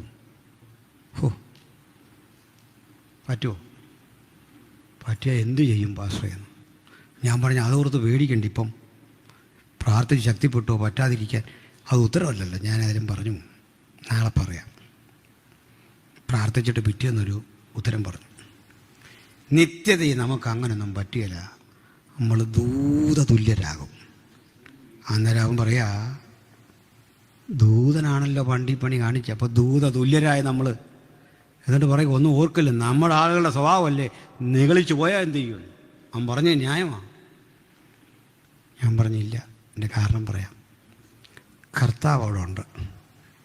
നമുക്കെല്ലാം മാറ്റം വന്നാലും മാറ്റമില്ലാത്തവനായി യേശു അവിടെ ഉണ്ട്. മാത്രമല്ല, അവൻ്റെ തിരുമുറിവിനെ ഒരു കുറവും വരാതെ അവിടെ ഉണ്ട്. ആ മുറിവ് അപ്പോഴും ഉണ്ടെന്ന്. മുറിവുണ്ടോ? തെളിവ് വേണോ? ഉയർത്തെഴുന്നേറ്റ് യേശുവല്ലേ നമ്മുടെ തോമസിനോട് പറഞ്ഞു, വാ എൻ്റെ വിലാപ്പുറം ഒന്ന് സ്പർശിക്കുക, ഈ പഴുതിലൊന്ന് വിരലിട്ട്. എന്താ ഈ മുറിവ് പോകാത്തതെന്നറിയോ? ഈ മുറിവേ ഒരപാകതയോ കുറവോ അല്ല, ഇത് ജയമെടുത്തതിൻ്റെ തെളിവാണ്. ഒരു സൈനിക മേധാവിയുടെ സ്റ്റാർ പോലെ ഈ മുറിവ്. കാരണം സിംഹമടയിലേക്ക് പോയ ഒരാടും തിരിച്ചു വന്നിട്ടില്ല. ചെന്നായ്ക്കളരിയിൽ പോയത് കാടിച്ച് കീറും. പക്ഷെ സിംഹമടയിൽ കടന്നേ ആ ചെന്നായ്ക്കളുടെ പറ്റത്തെ സിംഹത്തിൻ്റെ പടകളെ മുഴുവൻ അടിച്ചു തോൽപ്പിച്ച ജയാളിയുടെ മുറിവ നമ്മൾ ഈ കണ്ടത്. ഒരു സൈനിക മേധാവിയുടെ മുറിവ് കാണുമ്പോഴേ രാഷ്ട്രം സല്യൂട്ടടിക്കും. എന്താ കാര്യം? ഞാൻ അതിനൊരു ഉദാഹരണം പറയാറുണ്ട്. വർഷങ്ങൾക്കപ്പുറത്തേ കാർഗിൽ യുദ്ധം നടക്കുമ്പോൾ അജയ് യഹൂജ എന്നു പേരുള്ളൊരു മലയാളിയായ സൈനികൻ മരിച്ചു. ബോഡി ഇവിടെ വന്നു. ഇന്ന് വാജ്പേയിയാണ് നമ്മുടെ പ്രധാനമന്ത്രി. ആചാരാനുഷ്ഠാനങ്ങളോടൊക്കെ യാത്ര അയക്കും മുമ്പ് ഈ വാജ്പേയി എഴുതിയ ഒരു കവിത അദ്ദേഹത്തിൻ്റെ ഭാര്യയെ വായിച്ചു കേൾപ്പിച്ചു. കൂടെ വന്നൊരാൾ, മാന്യഭവതി, നിൻ്റെ പ്രിയപ്പെട്ടവൻ മരിച്ചു. ഇന്ത്യയുടെ ദേശീയ പതാക പുതപ്പിച്ച ഭൗതിക ശരീരം അങ്ങോട്ട് വിട്ടിട്ടുണ്ട്. കഴിയുമെങ്കിൽ നീ ആ ദേശീയ പതാകയൊന്ന് മാറ്റി നിൻ്റെ ഭർത്താവിൻ്റെ നെഞ്ച് ഒന്ന് നോക്കണം. ആഴത്തിലൊരു മുറിവ് അവിടെയുണ്ട്. ആ മുറിവ് പുറത്തായിരുന്നെങ്കിൽ ഞാൻ ഈ കുറിപ്പെഴുതുമായിരുന്നില്ല. ആ മുറിവ് നെഞ്ചിലാണ്. അതിൻ്റെ അർത്ഥം പാകിസ്ഥാനികൾ നമുക്ക് നേരെ പാഞ്ഞു വന്ന് തിരതുപ്പുന്ന തോക്കുകൾ കൊണ്ട് ആക്രമണത്തിനടുക്കുമ്പോൾ പിന്തിരിഞ്ഞോടിയെങ്കിൽ ആ മുറിവ് പുറത്താകുമായിരുന്നു. പക്ഷേ അവരായുധത്തിൻ്റെ മുമ്പിൽ നിന്നെയോ മക്കളെയോ അല്ല ആ സൈനികൻ ഓർത്തത്. 110 കോടി, അന്ന് ഇന്ത്യൻ ജനസംഖ്യ 110 കോടി ആളുകളെ രക്ഷിച്ച മുറിവ ആ മുറിവ്, അതിലേക്ക് സല്യൂട്ടടിച്ചുകൊണ്ട് അദ്ദേഹം ഈ കവിത അവസാനിപ്പിക്കുമ്പോൾ നിന്നവരെല്ലാം ഉച്ചത്തിൽ ഭാരതമാതാ കീ ജയ് എന്ന് പറഞ്ഞ് അലറുകയാണ്. ആ വാക്കിൻ്റെ തീപ്പൊരി സ്പർശം അതാണെങ്കിൽ യേശുവിൻ്റെ 5 മുറിവിലേക്ക് നോക്കിയിട്ട് പറയാം, ഞങ്ങളെ രക്ഷിച്ചത്, ഞങ്ങളെ വീണ്ടെടുത്തത് ആ മുറിവാ. അവിടെ ചെന്നിരുന്നൊക്കെ ഈ നികള മനോഭാവമൊന്നും വരില്ല. അഥവാ വന്നാലേ അവൻ ഈ കരമുയർത്തി നമ്മളെ ഒന്ന് കാണിച്ചാൽ നമുക്ക് മനസ്സിലാക്കും, നീ ഇവിടെ വരെ വന്നതേ നിൻ്റെ യോഗ്യതയല്ല, ഈ മുറിവാണ് നിന്നെ ഇവിടെ വരെ കൊണ്ടുവന്നത്. ഒന്ന് പറഞ്ഞു നിർത്തട്ടെ സഹോദരങ്ങളെ, നമ്മുടെ കുഞ്ഞുങ്ങളൊക്കെ ഇവിടെ പാട്ട് പാടും, നമ്മളെല്ലാം പാടും. ഇവിടുന്ന് പാടുന്ന പല പാട്ടും സ്വർഗത്തെ പറ്റിയല്ലേ. നീതി സൂര്യൻ വരുന്നതും, കാന്തനെ കാണുവാൻ ആർത്തി വളരുന്നതും, കർത്താവ് താൻ പ്രധാന ദൂതൻ്റെ ശബ്ദത്തോടെ വരുന്നതും ഇതൊക്കെ പാടും. ഈ പാട്ടൊന്നും സ്വർഗത്തിൽ ചെന്നാൽ വേണ്ട. വേണോ? പിന്നെയും പാടും അതുമല്ലോ, ഇല്ലെങ്കിൽ ചെന്നല്ല. പക്ഷെ സ്വർഗത്തെ എന്നും ഇങ്ങനെ ത്രസിപ്പിച്ച് നിർത്തുന്നൊരു പാട്ടുണ്ട്. സ്വർഗീയ ജീവജാലങ്ങളെയും ആവേശഭരിതരാക്കുന്നൊരു പാട്ടുണ്ട്. ആ പാട്ട് സ്വർഗത്തിലെ മനോഹരമായ തെരുവീഥികളെക്കുറിച്ചോ, തങ്കത്തെരുവീഥികളെക്കുറിച്ചോ, മറഞ്ഞിരിക്കുന്ന മന്നയെക്കുറിച്ചോ, അത് ഭക്ഷിക്കുന്ന നമ്മളെക്കുറിച്ചോ ഒന്നുമല്ല. സ്വർഗജീവികൾ ആർത്തുല്ലസിച്ച് പാടുന്ന പാട്ട് ഭൂമിയിൽ നടന്നൊരു സംഭവമാണ്. എന്താ അവറ്റകൾ പാടുന്നതെന്ന് അറിയണ്ടേ? നീ അറുക്കപ്പെട്ടു. കണ്ടോ സുവിശേഷത്തിൻ്റെ ശക്തി? നീ അറുക്കപ്പെട്ടു, അതാ സുവിശേഷം. സ്വർഗത്തിലും ഉയർന്നു കേൾക്കുന്ന ശബ്ദമാ നീ അറുക്കപ്പെട്ടു. നമുക്കിന്ന് രാത്രി പിരിയുമ്പോൾ പറയാം, അറുക്കപ്പെട്ട കുഞ്ഞാടേ അങ്ങയ്ക്ക് മഹത്വം, നീ അറുക്കപ്പെട്ടു. നിന്റെ രക്തം കൊണ്ട് സകല ഗോത്രത്തിലും ജാതിയിലും ഭാഷയിലുമുള്ള ഞങ്ങളെ ദൈവത്തിന് വിലയ്ക്ക് വാങ്ങി. ഇന്ന് പിരിയുമ്പോൾ ആ രക്തത്തോടെ ഏകീഭവിച്ച് ഒരു പുതിയ ജയം കരഗതമാക്കാൻ, ഒരു പുതിയ സമർപ്പണത്തിനൊരുങ്ങാൻ സർവശക്തൻ കൃപ നൽകട്ടെ. എല്ലാ ഹൃദയവും കണ്ണുകളും അടയ്ക്കണം. ഒരു വേള പ്രാർത്ഥനയ്ക്ക് ഒരുങ്ങണം. പ്രാർത്ഥിക്കുമ്പോൾ എൻ്റെ നിത്യത, നിങ്ങളുടെ നിത്യത, കേട്ട നമ്മുടെ നിത്യത, ഇന്ന് മരിച്ചാലും നിത്യത നഷ്ടം വരാതെ നമ്മുടെ തമ്പുരാനോട് ചേരാൻ, ക്രൂശ് നമുക്ക് പഥ്യമായി തീരാൻ, ആ രക്തം നമുക്ക് വീര്യമായി തീരാൻ നമ്മെ തന്നെ ഏൽപ്പിച്ചാട്ടെ. അവശേഷിക്കുന്ന ആയുസ് മുഴുവൻ ആ ക്രൂശിൻ്റെ സാക്ഷിയായി എനിക്കെരിഞ്ഞടങ്ങണം. ആ ക്രൂശിന് വേണ്ടി പ്രാണനർപ്പിക്കേണ്ടി വന്നാൽ അതിനും തുനിയണം. സഹോദരി, 1500-ൽ പരം സുവിശേഷകർ ഇന്ത്യയുടെ വിവിധ ജയിലുകളിൽ മതപരിവർത്തന കുറ്റം ആരോപിക്കപ്പെട്ട് കിടപ്പുണ്ട്. അവരൊന്നും കുറ്റവാളികളല്ല, നമ്മളെക്കാൾ ഭാഗ്യവാന്മാരാണ്. നമുക്കും പ്രാർത്ഥിക്കാം, നാളെ ഒരിക്കൽ ക്രൂശ് നിമിത്തം ഇതൊക്കെ സഹിക്കേണ്ടി വന്നാൽ പിന്മാറിപ്പോകാതെ ജയോത്സവത്തോടെ ആ ക്രൂശിനെ ഉയർത്തി നിൽക്കാനുള്ള ചങ്കുറപ്പ്, ആത്മധൈര്യം എനിക്കും തലമുറയ്ക്കും തരണമേ. നമുക്ക് പ്രാർത്ഥിച്ച് ക്രൂശിനോട് ചേരാം. ഹൃദയങ്ങളെ ഏകാഗ്രം